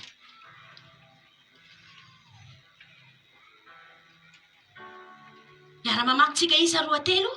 Lazaiko aminareo marina dia marina tokoa. Izay mino aho ny asa ataoko no ataoniko. Ary ianao asa lehibe noho izany aza izy. Satria izao makany amin'ilay. Wow! Zany angena tonga ny baiboly nilaza any amin'ny Jaona 6:7. Mahatsara anareo ny fialako izy. Satria raha tsy niala teo Jesosy tsy hahita asa lehibe mihoatra noho ny nataon'izany tsika fa izy foana ny manao an'io. Mahatsara anareo izy izy ny fialako. Ka iny fialana iny ange aniraka ny fananimpananatra ozy izy ho any aminareo hoe ny fanamasina ange zany. Dia io fanamasina io ozy izy no hiteny zay reny tamiko. Halleluja. Orytsika mpanompon'Andriamanitra rehetrarehetra reto ndao angatako fenon'Andriamanitra ny fanahy. Fa tsy voatery ady ny raitsika ny ogogo eto hoe miala amin'ny anaran'i Jesosy. Fa ndao andramatsika zany mangataka ny fanamasina mandritry ny alina zany any an-trano. Halleluja. Fahitany sy fahitantsika isika. Halleluja. Raha nikagan'olona zay olona milaza azy ho mahay an'ity any ambadikany mba hikagan'olona ihany koa tsika. Satria miaraka amin'ny herin'Andriamanitra. Miaraka amin'ny herin'ny fanamasina. Halleluja. Fa olana ho asoanao androany. Mila fen'ny fanamasina isika. Mila fen'ny fanamasina isika. Fa Jesosy rehefa fen'ny fanamasina na nandeha tambony rano aza vitany. Halleluja. Mba verinao fa nandeha tambony rano fotsiny moa izy. Fa inona ke niteneny tamin'i Petera? Manantonana. I Petera nge te tandidiko sy tandidinao ka raha nandeha teny ambony rano Jesosy, sasanao ihany koa afaka andehany ambony rano. Tsy midika akory zany rehefa miala ito ndao ho any amin'ny borona, ho any amin'ny maroala, na ho any amin'ny petite plage, na ho any amin'ny antsanty. Non, tsy mila makany. Fa tandidona zavatra tena ohatrany tsy possible. Zavatra tsy tafavoaka. Fa afaka miaina amin'ny surnaturel. Surnaturel afaka tonga naturel. Mino fa niakatrakatra ny finoana any anatinao azy. Halleluja. Niakatrakatra ny finoana any anatinao any. Ka ianao ihany ny herany. Halleluja. Iandry anavy ianao. Vao mino hoe afaka hitrangy io. Fa mino hoe fa rehefa fen'ny fanamasina ianao miteny ianao androany dia mitrangy io. Hiteny ianao androany miala tato anatiko tato ny aretina. Inona ny ataon'ny kisy tato anatin'ny kiboko ato? Za tempolin'Andriamanitra. Amin'ny maha-tempolin'Andriamanitra tempolin'ny fanamasina. Halleluja. Manjavona io. Tahaka ny nampanjavona ny fibroma tany anatin'ny tranony zanako tany ny ampanjavona ny tompo an'io. Halleluja. Ary hitanao fa tsy io aretin'io mihitsy ny ahafatenao. Fa io aretin'io nanehoan'Andriamanitra ny heriny. Io aretin'io nanehoan'Andriamanitra ny voninahiny. Tsy apako hoe tafita ny afatra. Ho ataontsika ilay iran'ny pepesena ino hoe fanamasina. Ao anatin'io hira io dia ampitomboiny etaetanao. Renao ny afatra teo hoe ny fanamasina ke ny vahaolana ho ankanao. Io vady andrasanao io fanamasina ny andrasanao. Io tsenanao mikatsokatsy io hoe normal zao satria zao koa ny période de soudure. Zao koa ange fidiran'ny mpianatra dia miazakazakany amin'ny fitaovan'ny mpianatra any. Non, na miazakazakany ny olona afaka ny zozy io afaka ny andeha io fa raha zany ny sainao dia zany no hitanao. Satria zany ny zavatra hitanao. Tahaka ny Abrahama ny teny tenen'Andriamanitra hoe mela tao amin'ilay tao miandrandra inona ny hitanao zay zavatra hitanao ihany no ataon'Andriamanitra aminao ka raha mahita ianao hoe na dia fotoana sarotra aza izao fandoavan'ny olona droany mpianatra fividianany olona fitaovan'ny mpianatra za afaka mitondra roa etsy farafahakeliny mody satria namaky balina androany satria natonga entana androany dia ho hitanao fa zany no mitranga. Halleluja.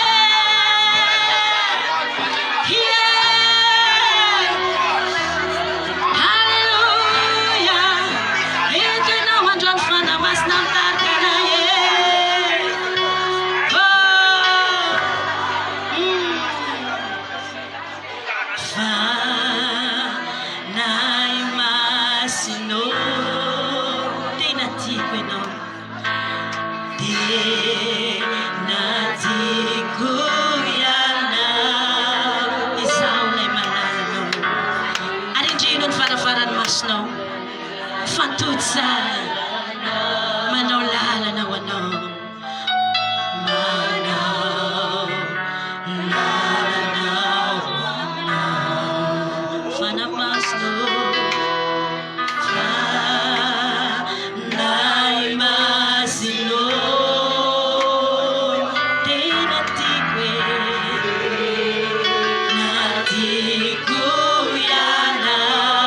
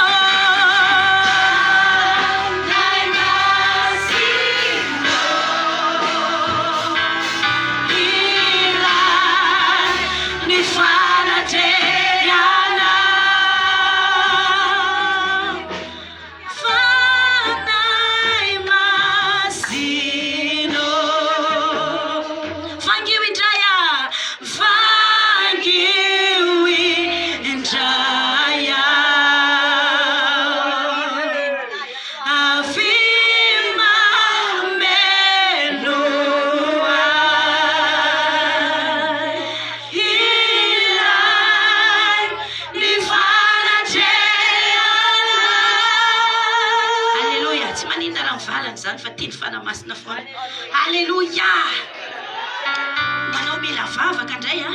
Tiako anantsona eto aloha eto ianao. Ho anao matsapa hoe mila vavaka dia ataovy eto aloha eto ny poketra anao so misy maka. Hivavaka ho an'izay mila vavaka rehetra dia ny mpiara-miasa mba mamoaka nyreto seza atao anatiny reto. Raha tsy omby atao anatiny any daholo moa tsika mianakavy a dia afaka milahatra ho ivelany ao a. Fa tsy voapetra-tanana izany nareo androany e. Fa metraha-tanana daholo izay mila vavaka tonga eto androany. Haleluya. Aza mangina raha tonga eo a fa mitohiza-trano mangataka ny fanamasina. Mitohiza-trano mangataka ny fanamasina meno anao. Haleluya. Fanamasina midina eto fanamasina. Aseho eto ny herinao androany fanamasina. Ao anatin'izany ny mpiara-miasa mandamina an'ireo olona ireo. Haleluya. Haleluya. Fanamasina miasa mahery eto ianao. Aseho eto ny herinao androany Andriamanitra. Aseho eto ny herinao androany Jesosy. Ori brakazindere bobo shetekere. Fanamasina miasa eto ianao androany. Fanamasina aseho eto ny herinao androany. Aseho eto ny herinao androany fanamasina. Aseho eto ny herinao androany fanamasina. Naona mandra-pahoviana ny devolo ny reare. Mandra-pahoviana reny mpanamody reny ny reare. Raha nisy heriny nanimba sy nanapotika fiainan'olona ireny a. Eto ny herinao androany anafaka. Eto ny herinao androany anafaka. Eto ny herinao androany anafaka. Haleluya.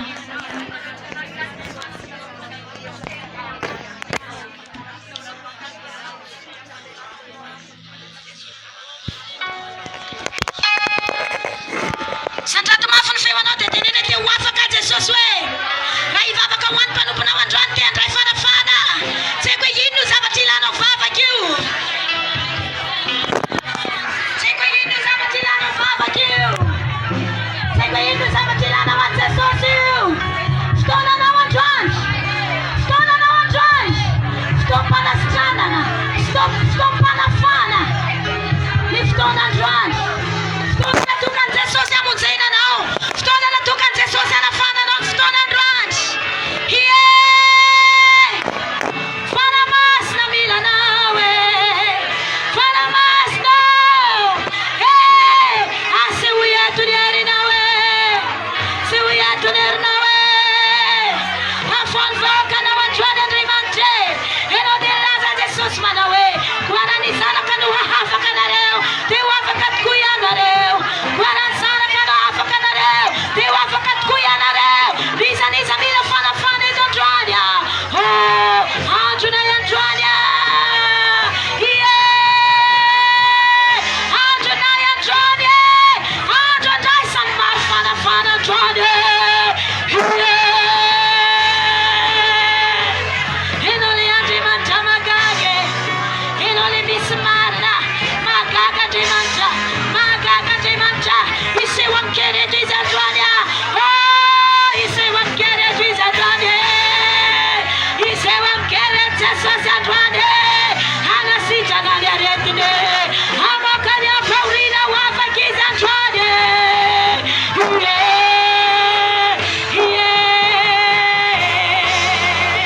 Tenena mitombatra vitany faterenao. Afahanao androany Jesosy hoe manamarika ny fiarako aminao ny androko androany. Haleluya. Haleluya.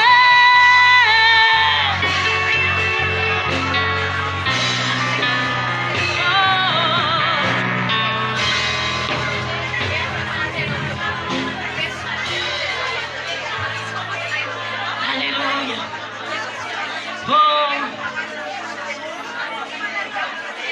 Magandriamanitra manza katrany andanitra maye risy masina magagandriamanitra magagandriamanitra manza katrany andanitra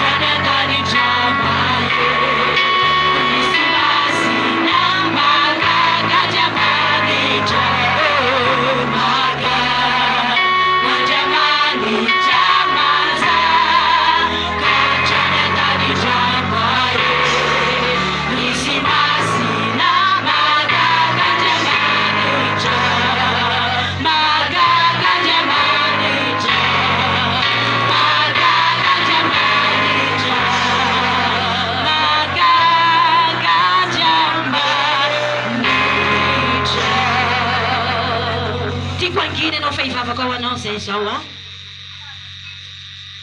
Fandihy mivavaka ho anao eto ny vadina pasteur anatina évangélistre afaka manao an'izany a. Évangélistre hivavaka ho anao sy ny mpiara-miasa maromaro vitsivitsy eto a. Hivavaka ifandihy mivavaka ho anao eto amin'ity altara ity zay androany. Tiky fantoka tsara ianao anatin'le fiokina magaga Andriamanitra teo a. Fa fotoana anao androany. Na ho anao atao mitambajotra serasera ato aza. Fotoana anao ihany koa androany. Amonjena Andriamanitra sy anafana Andriamanitra anao. Fiara-miasa angatana amintsika fotsiny raha sendra misy menjera ny oleo alohanao dia aza ialana izy a. Ary ho antsika mpanompon'Andriamanitra fiara-miasa mametra tanana ihany koa aza mametra tanana mihitsy ny anao raha tsy misy olona aoriana ny olona ametranao tanana fa andreo menjera izy a dia tsy fahendrena izany. Za mivavaka eto fa ny mpiara-miasa afaka tonga dia mivavaka ihany koa. Nefa melohan'ny ivavahantsika ivavahana io anao a dia enao mihitsy ny alohan'ny tiako hivavaka ho anao androany. Ny Baiboly dia milaza fa rehefa nilatsaka tao anatin'ny Samsona ny fanahin'i Jehova dia afaka rehefa satria nisy liona ny ona tamin'ny Samsona dia io fanahin'i Jehova nilatsaka tao anatiny io nanome azy tanjaka surnaturel, hery surnaturel, nanome azy fahasahina, nanome azy tanjaka nafaniaty tamin'io liona io, nafanana samatsambaka ny liona na dia tsy misy na inona na inona aza teny an-tanany. Ny liona anao mety trosa, ny liona anao mety korotana tokantrano, ny liona anao mety aretina, tsy fantako hoe inona ny liona rehefa nidina tao anatinao teo ny fanahin'i Jehova. Ravao io zao, ravao io zao, poteo amin'ny anaran'i Jesosy ny korotana tokantrano, ravao amin'ny anarana heran'i Jesosy. Fanana valifaty roay, roay ny fanana valifaty, reklame anao, mapiditra anao am-ponja, mampiena anao fiainana tsy tokony iainanao, mapiditra anao any anatina prison, fonja ny Satana. Ho anao manaraka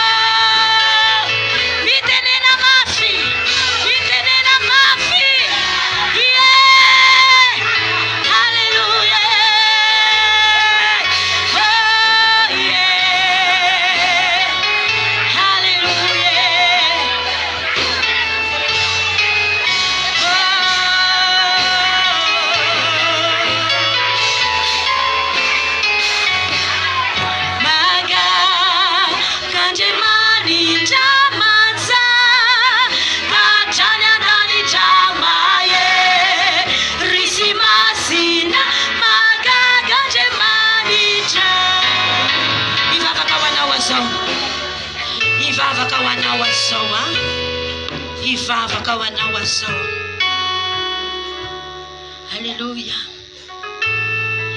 Mijoro amin'ny fanompoko azao. Miantso ny Andriamanitra ny raiko azao. Miantso ny Andriamanitra ny raiko azao.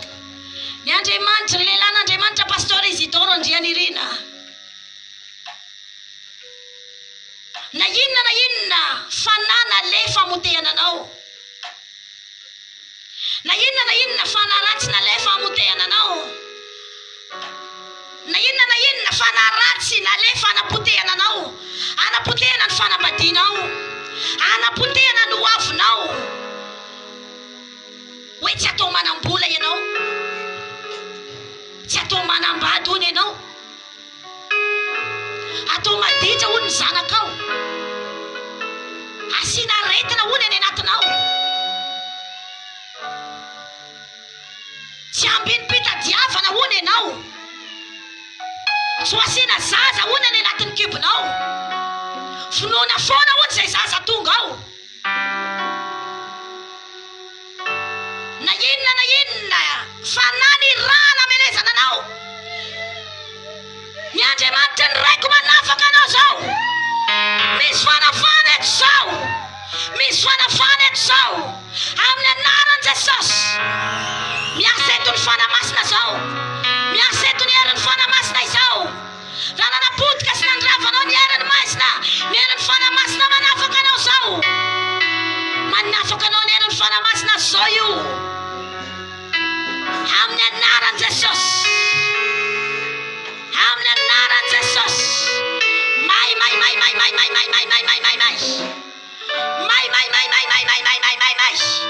Amin'ny anaran'i Jesosy.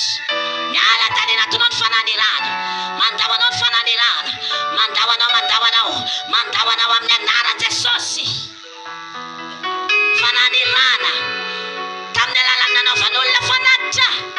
Miditra tamin'ny alalan'ny fisikidinina. Mandao anao amin'ny anaran'i Jesosy. Mosavy nalefany aminao zao ny zanakao. Mandao anao zao. Mandao anao zao. Ny mosavy nalefan'ny olona. Matonga anao adino. Matonga anao adino. Matonga anao adino. Mandao anao zany zao. Amin'ny anaran'i Jesosy. Miala ao anatin'ny lavaka ny fanatonoana ianao. Miala any anatin'ny lavaka ny fanatonoana ianao zao. Amin'ny anaran'i Jesosy. Amin'ny anaran'i Jesosy. Amin'ny anaran'i Jesosy. Miala tato ny fanaratsy. Miala tato izay hery tsy avy amin'Andriamanitra rehetra. Afaka memetra tanana tompoko ny mpiara-miasa. Miala tato ny fanana mosavy. Fanana mosavy. Fanana mosavy. Sady zao dia mandeha.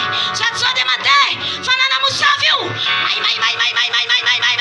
Miona amin'ny herin'Andriamanitra. Miona amin'ny herin'ny fanamasina. Niza tratrana mosavy tonga eto. Niza tratrana mosavy tonga eto. Mandao anao ny fanana mosavy. Mandao anao amin'ny anaran'i Jesosy. Mai.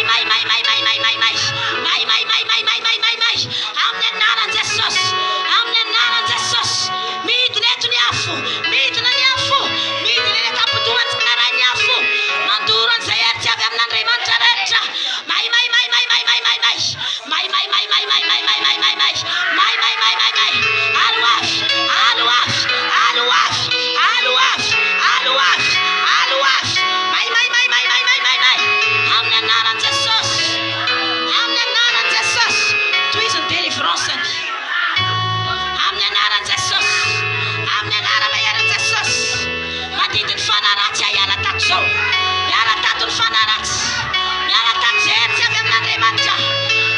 Miala tato zao.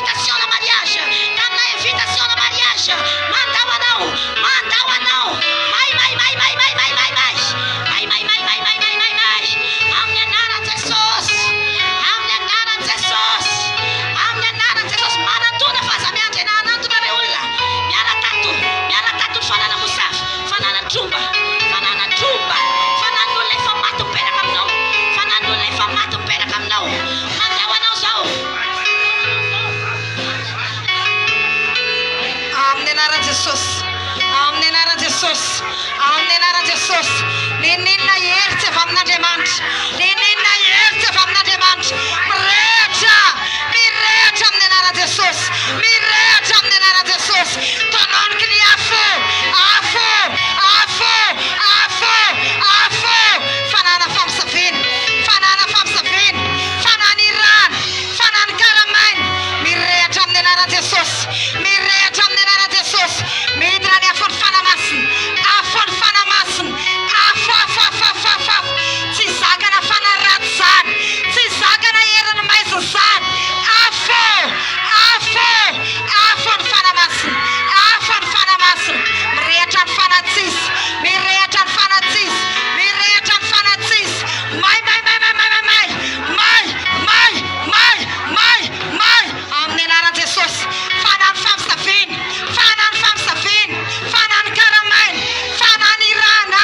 Mirehatra amin'ny anaran'i Jesús. Mirehatra amin'ny anaran'i Jesús. Fanany rana mitondra aretina. Fanany rana mitondra aretina. Ravana. Potena amin'ny anaran'i Jesús. Ravana amin'ny anaran'i Jesús. Ravana amin'ny anaran'i Jesús. Fanana kalan'olo. Fanana zazavavindrano. Fanana tromba. Mirehatra amin'ny anaran'i Jesús. Mirehatra amin'ny anaran'i Jesús. Fanana tromba. Fanana zazavavindrano. Fanana kalan'olo. Mirehatra. May. Mirehatra ny herin'ny maizina rehetra. Tsy tafajanonao io. Tsy tafapetraka io. Mirehatra amin'ny anaran'i Jesús. Tananiko ny afo. Miditra ny afony fanamasina. Miditra ny afony fanamasina. Mirehatra ny fanatsisy. Mirehatra ny fanatsisy. Amin'ny anaran'i Jesús. Amin'ny anaran'i Jesús. Amin'ny anaran'i Jesús. Fanany rana andrava tokantrano. Fanany rana nakorotana tokantrano. Fanany fampotehana. Fanany fandravana. Mirehatra amin'ny anaran'i Jesús. Mirehatra amin'ny anaran'i Jesús. Fanana tsy mainty. Fanana faniliklehana. Amin'ny anaran'i Jesús. Amin'ny anaran'i Jesús. Mirehatra. Miditra ny afony fanamasina. Afo.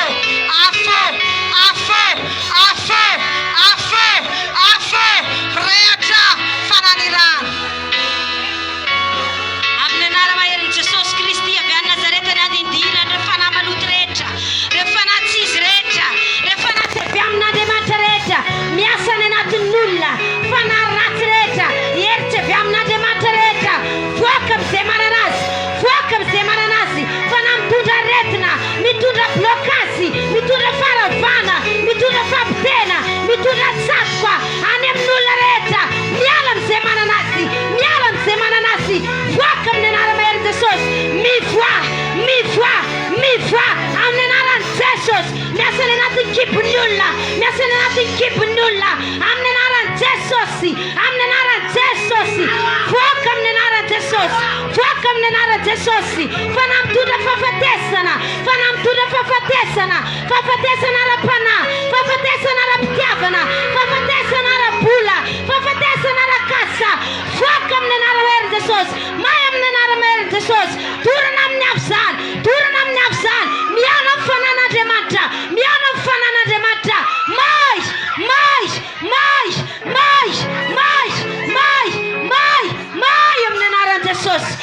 amin'ny anaran'i Jesús. May amin'ny anaran'i Jesús. Dorana amin'ny afo. May amin'ny anaran'i maherin'i Jesús. Ireo heritsy avy amin'Andriamanitra rehetra. Le vonona amin'ny afo zany androany. Miasa any anatin'ny lohan'olona. Miasa any anatin'ny kibo. Miasa any anatin'ny vatana iray manontolo any. May amin'ny anaran'i maherin'i Jesús. Dorana amin'ny afo zany. Amin'ny anaran'i Jesús. Tsy maintsy didiko amin'ny anaran'i Jesús. May zany androany. Levina. Ogotana hatramin'ny fakany. Amin'ny anaran'i Jesús. Averemo izay lasaiko. Ry Satana. Mandidy anao aho. Miala eo amin'ny fiainako ianao. Amin'ny anaran'i Jesús. Fanana mosavy. Fanany rana. Fanany karamaina. Mandao azy.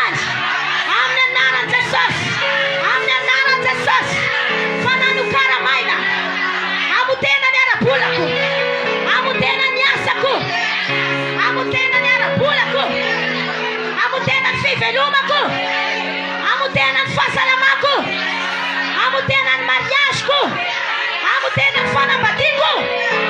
Miala izany, miala izany, miala izany, miala amin'ny anaran'i Jesosy, miala amin'ny anaran'i Jesosy, miala amin'ny anaran'i Jesosy. Tohizo izay vavaka izay, tohizo izay vavaka izay. Vavaka ho anao manaraka atao amin'ny tambajotra serasera ato izao.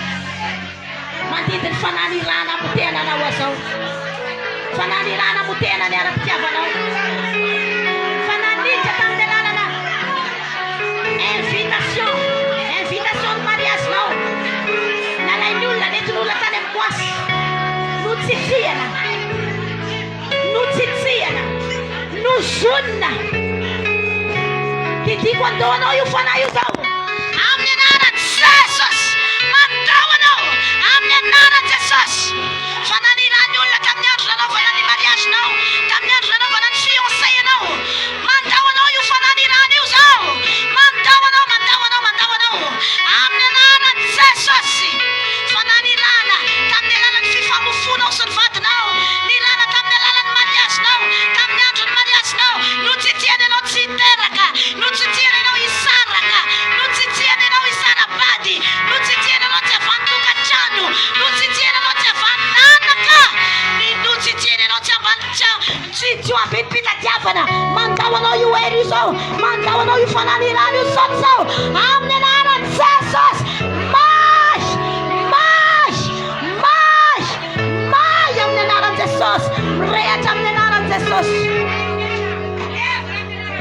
Indro ny fanamasina hiasa eny amin'ny fiainanao, hanananaka ianao, teraka zazalahy, teraka zazavavy ianao, sy misaraka izany ianao sy ny vadinao, amin'ny anaran'i Jesosy. Halleluja. Zay hery mamorona aretina any anatinao any, mamorona aretina any anatin'ny vatanao any, andany ny volanao amin'ny fitsaboana.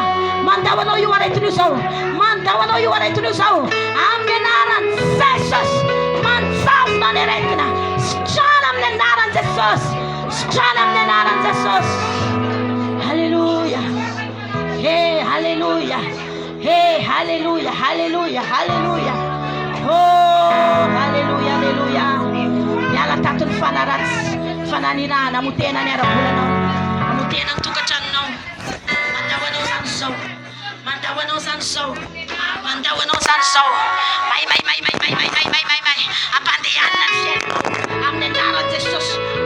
Misosa tahaka ny menaka ny fiainanao amin'ny anara maherin'i Jesosy. Halleluja. Sandrada Jesosy, sandrada Jesosy. Oh, ianao le mpanao lalana, ianao le mpanao fagagana. Oh, misandrada re Jesosy. Halleluja. Afaka verina amin'ny laoniny ireny seza ireny a. Itohatra antsika ilomano eto fanatrehan'Andriamanitra. Aza ravana misy ny fifantohanao na ny kely aza. Halleluja. Etianao sapana izao misaokanao, misaokanao. Etianao miasa eto aminay, miasa eto aminay, misaokanao, misaokanao. Laza ohatrany fa eto Jesosy,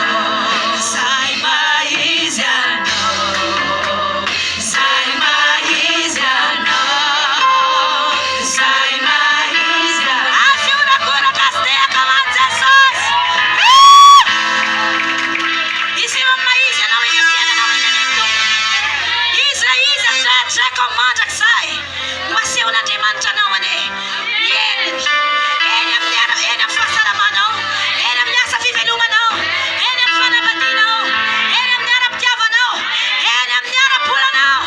Anao lalana na izy, anao lalana na izy, anao lalana na izy, amin'ny anaran'i Jesosy.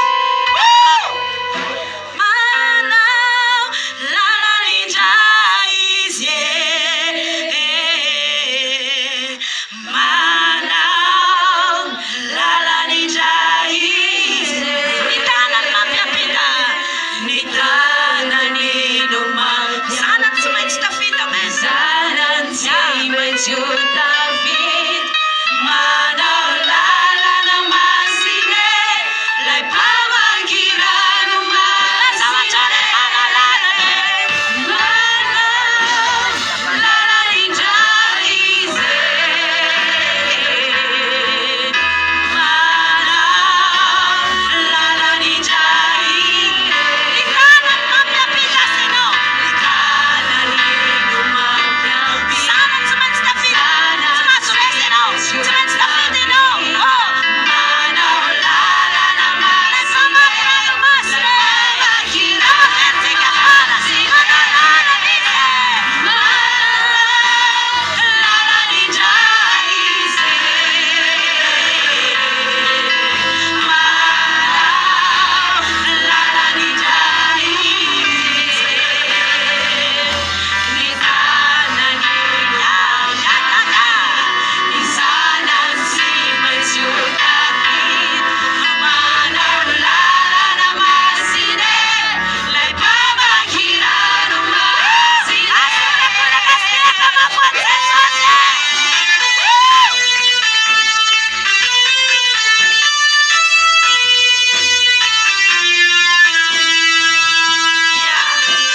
Satritsika hitoeto foana nefa manam-poetra ny fotoana.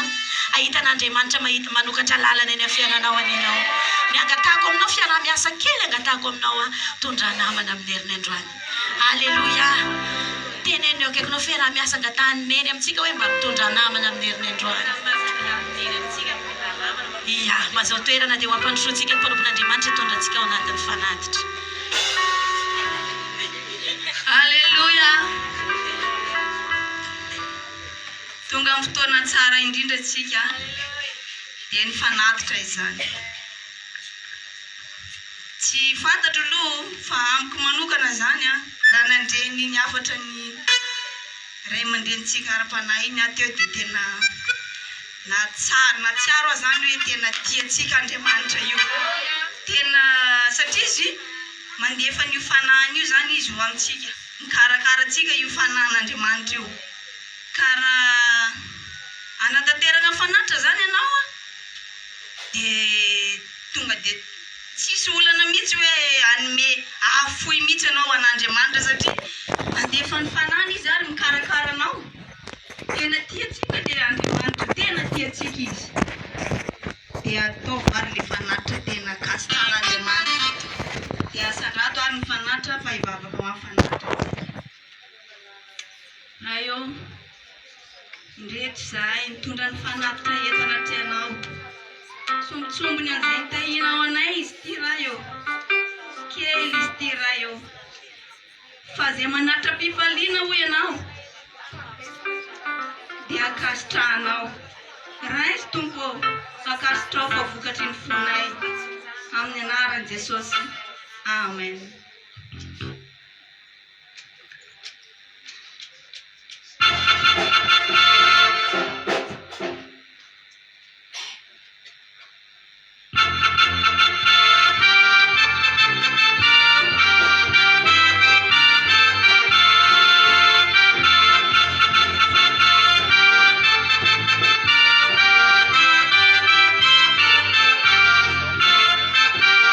Misire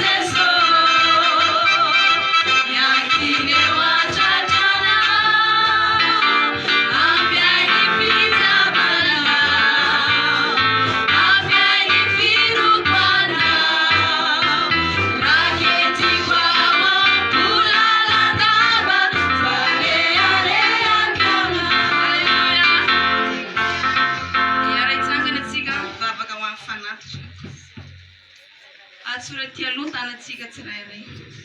Raha eo mitsodrano zao fanatitra zao eto anaty anao zay. Ta io tompo zay fanatitra tolotra ianao. Mba satria aminjeny fanan'olona maro izy ireo tompo. Ary nitaranay ny fanjakanao koa. Raisy Jesosy ary ireo zay tsy ny fanatitra ihany koa tompo fa ny tenanay koa mba ho fanatitra velona koa atolotra ianao ho masina eo anaty ianao. Sotra betsaka raha eo amin'ny anaran'i Jesosy. Amen. Pansotsika.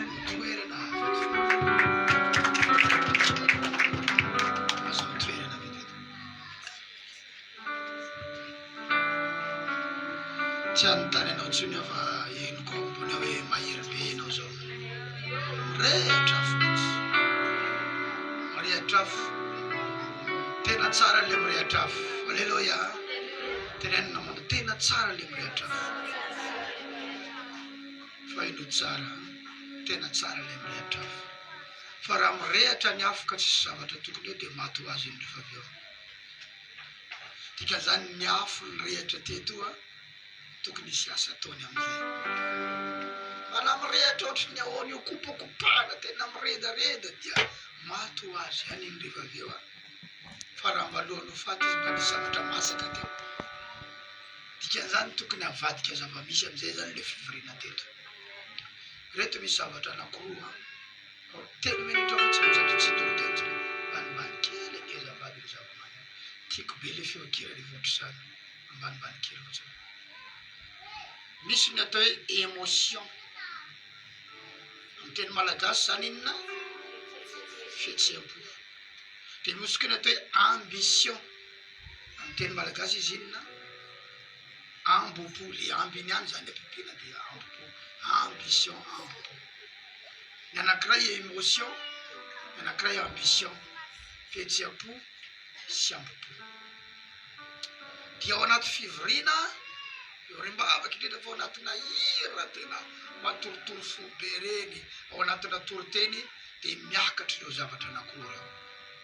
Inona daholo ny miakatra? Émotion sy ambition. Izany no mahatonga ny ao anaty fiangonana matetika ny vehivavy no malaky mandray fanahy masina. Ny vehivavy no malaky hiasana fanahy satria ny vehivavy be émotion. Hitanao misy lehilahy na dia misy hira ao malatsa-dranomasy samy misy toana izy fotsiny. Ary rampivady ny ara tonga teo dia le vehivavy foana matetika ny tafiditra aloha. Ary rehefa manomboka mitomany ny vadiny natafiakatra ambonimbony tsara ny tarany eo. Satria izy tsy dia misy le émotion firy. Tsy dia misy le ambition indray izy manana. Ka ny émotion sy ny ambition dia zavatra tonga eny aminao rehefa mihaino toroteny ianao na rehefa manatrika fivoriana ianao. Fa aorianan'ny toroteny sy ny fivoriam-bavaka dia tiako ny misy amin'izay ny atao hoe action. Inao azafady? Action. Zay no mahatonga an'le toroteny atao eto tsy zavatra mbola émission any anatinao fotsiny, ampisipisi émotion fotsiny na ambition fotsiny, fa tena misy lalana atoro anao mba ahafahanao anao an'le zavatra rehefa avy eo. Ny toroteny tsy toroteny raha tsy misy zavatra azo pratikena rehefa avy eo.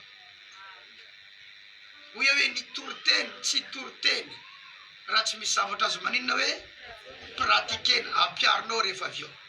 Satria manko ianao efa ho tonga eto isan'andro ihany, efa ho tonga eto matetika ihany ianao, ary efa ho tonga eto mandavataona ihany ianao.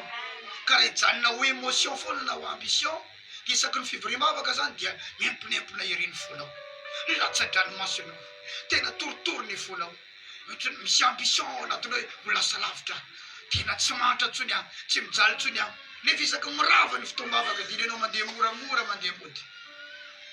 Tokany hatrany ianao matory eny am-pivarotana ianao mipetra-potsiny tsisy ninina ataonao. Reto misy zavatra anankiroa. Ho anao raha misy zavatra atao dia le toroteny teto sy le herin'Andriamanitra ny asa teto ataovy ao an-tsainao mihitsy hoe misy fiantraikany amin'ity zavatra ataoko ty reny zavatra. misy inao azafady misy fiantraikany amin'ity zavatra ataoko ity ohatra hoe miasa ianao dia misy fiantraikany amin'ny asanao ila herin'Andriamanitra ny asa teto tao ambony taona eny toe fanoritam-barotra e dia mba hisy fanoritam-barotra koa ianao rehefa mivarotra satria hoery io mitondra olona io ange zay nge manana fanoritan'olona zay mba tonga anareo eto satria ato aminay misy hery manorotra olona raha tsy zany tena ho aveto mipetraka ao anatinay zany sasany manolofy anay mihitsy tonga dia tenenan'Andriamanitra hoe mankanesa ry amin'ny pasteur Isidore dikan'izany misy zavatra ty anatinay mijaonona mponao batisa nanana an'io izy izy ny manao asa raha fantatrao any anefitra any amin'ny désert fa olona any amin'ny ville mankany aminy satria misy zavatra misintona ho aminy ao Jesosy eny tendrombohitra eny fa misy zavatra misintona ao am Jesosy dia aiza le olona mipetraka any ankamarenana inona zany ankamarenana zany le temple tendrombohitra le plat inona toe ankamarenana miakatra any ny olona sotominy le zavatra ao aminy ka aminay misy fisotomana olona ary mbola ampitomboana isanandro zay teneny baiboly amin'ny Isaia 60 ny firenena manantona ny fahazavanao satria misy fahazavana aty aminay aty misy hery aty dia tahaka izany keo anao mba misy an'io hery io koa ao anatinao ao isintona zavatra ny vadinao raha ny alanao sotomin'io hery io miverina any aminao dikan'izany ninina ataonao dia ataovy tsapanao sy ao an-tsainao fa misy fiantraikany amin'le fiainanao any le vavaka natao teto le vavaka anao teto raha izay ho anao zay mba misy zavatra atao e ary tokony mba hisy zavatra atao daholo fa iza kosa moranga dia hipetrapotsiny amin'ny fiainana zay nge tsy hoe tsy misy zavatra natao dia nanao pastery fa navela mihitsy le zavatra natao satria renay le antso ka ninina asa ny proposena taminay tsy mety tsony zay sy hoe miditra ny vola dia tsy mety nilefanay azy io tamin'ny fotoanandro leva mihitsy satria ahoana moa nidirany ho azy aminao ianao tsy manao an'le izy tsy manao vola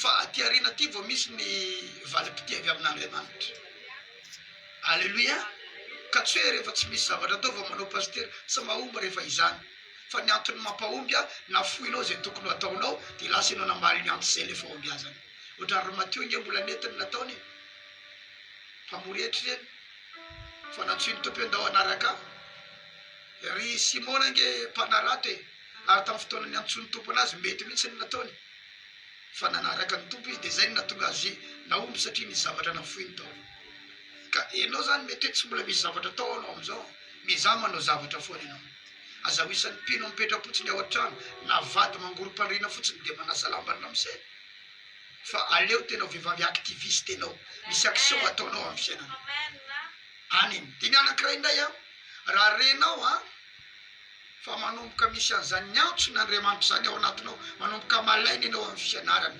malaina ianao hitady vola malaina ianao ny amin'ny tisserie ka reny hoe mavesatra ao anatinao ny antso n'Andriamanitra dia tongava hianatra rehefa talata hianatra ny atao hoe pasteur hianatra ny atao hoe asa fitandremana fa misy fianarana eto mandritra ny herintaona ao anatin'ny rairay volana sy 2 volana eo zany dia mbola azo raisina tsara izy hiditra amin'io fianarana io sy pasteur anankiray zao vao any Antananarivo vao nanoratako alina tamin'ny 1 alina pasteur tany amin'ny trano fivavahana tany avadika tany dia nifindra tao amintsika toy zay hoe mianatra tapabolana ty ianao dia mijanonao Antananarivo manampy an'le pasteur tsika ao Antananarivo ao dia tonga rapitso izy zao hianatra mandritry ny herintaona manao première année eto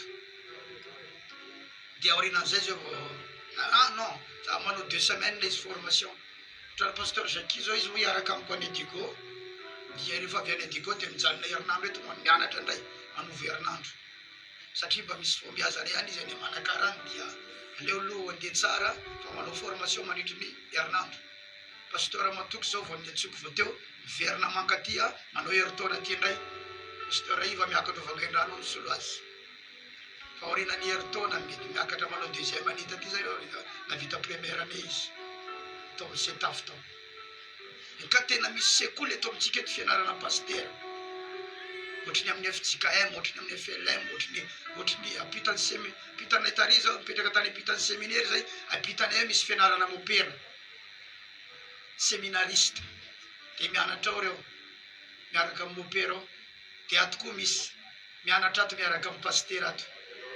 Eka tsy mety fotsiny zany hoe sady tsy miditra lalina ianao ato amin'ny aran'ofo, tsisy fipoahana mihitsy. Io mba tahin'Andriamanitra de mba hiasa amin'ny asan'Andriamanitra na fitahina ho an'ny fianakaviana.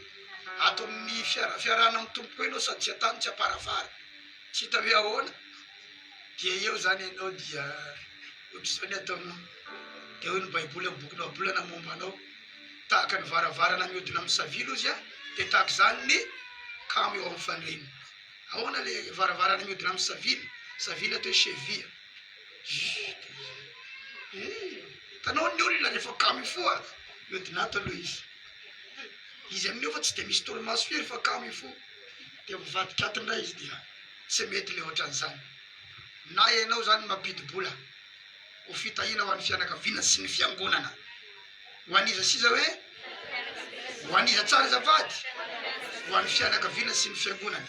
Ianao mampidi-bola io zany recette mankany amin'ny fianakaviana, velona ny fianakavianao. Dia misy recette koa mankaty am-piangonana hampandrosotsika ny fiangonana. Na izany ianao na avela ho any reny rehefa tsy mety dia andao hianatra pasteur ato, irany ianao aorianany herintaona, dia ny tompo hitahanao. Ianao le resahako fa tsy neo akaikinao. Tsangantsika amin'ny anaran'i Jesosy, amen. Dia ny marary engany eo sitrany seza noviditsika io 2,5 millions ny vidin'izy folo, 250 000 francs ny anankiray. Satria rehefa nivavaka tamin'ny alina dia zao namangeny fanamaso tanahy tamin'ny alina, satria misy olona maromaro mipetraka amina seza plastika efa ratsy ambadika any, dia seza azo koa dia oza ny fanamasony. Raha ny vola fanatitra an'ireny olona reny efa nazahoana seza anankiray tokony hipetrahany hatramin'ny vavahany tato. Toy izao eno atompo dia lasa nandeha tany dia mividy folo aloha 2,5 millions. Baina tsara venao.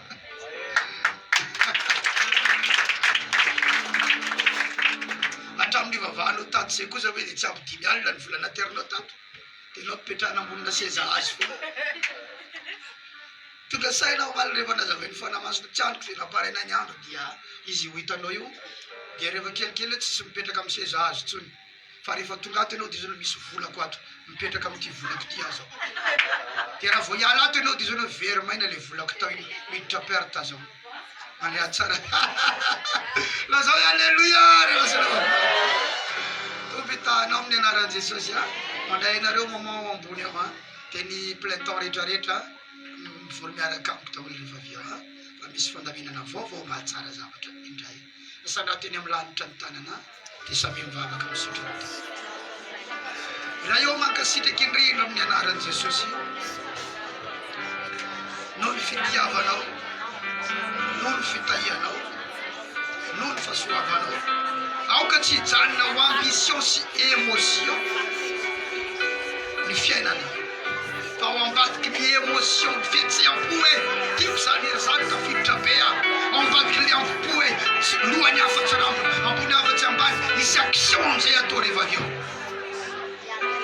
Ary zay tsisy action ataony ambadiky zay dia revocation avy aminao, amaliniantsonao dia hianatra hanompo anao amin'ny anaran'i Jesosy.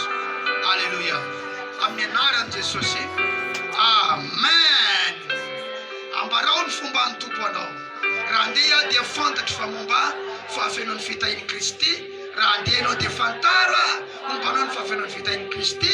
Mahomby isika zay tehiona tamin'ile madama anseho tamin'ny tele iny mandray anareo ao izy rehefa avy eo maman Josea zany dia raisiny ao ambony ao ianareo rehefa avy eo. Raha misy atao vavaka fanafana satria efa manana an'ile taratasy fametrahantanana iny fiche de délivrance dia mihoditra kely ao ambadika any misy mpanompon'Andriamanitra mandray anao any ambadika any rehefa avy eo.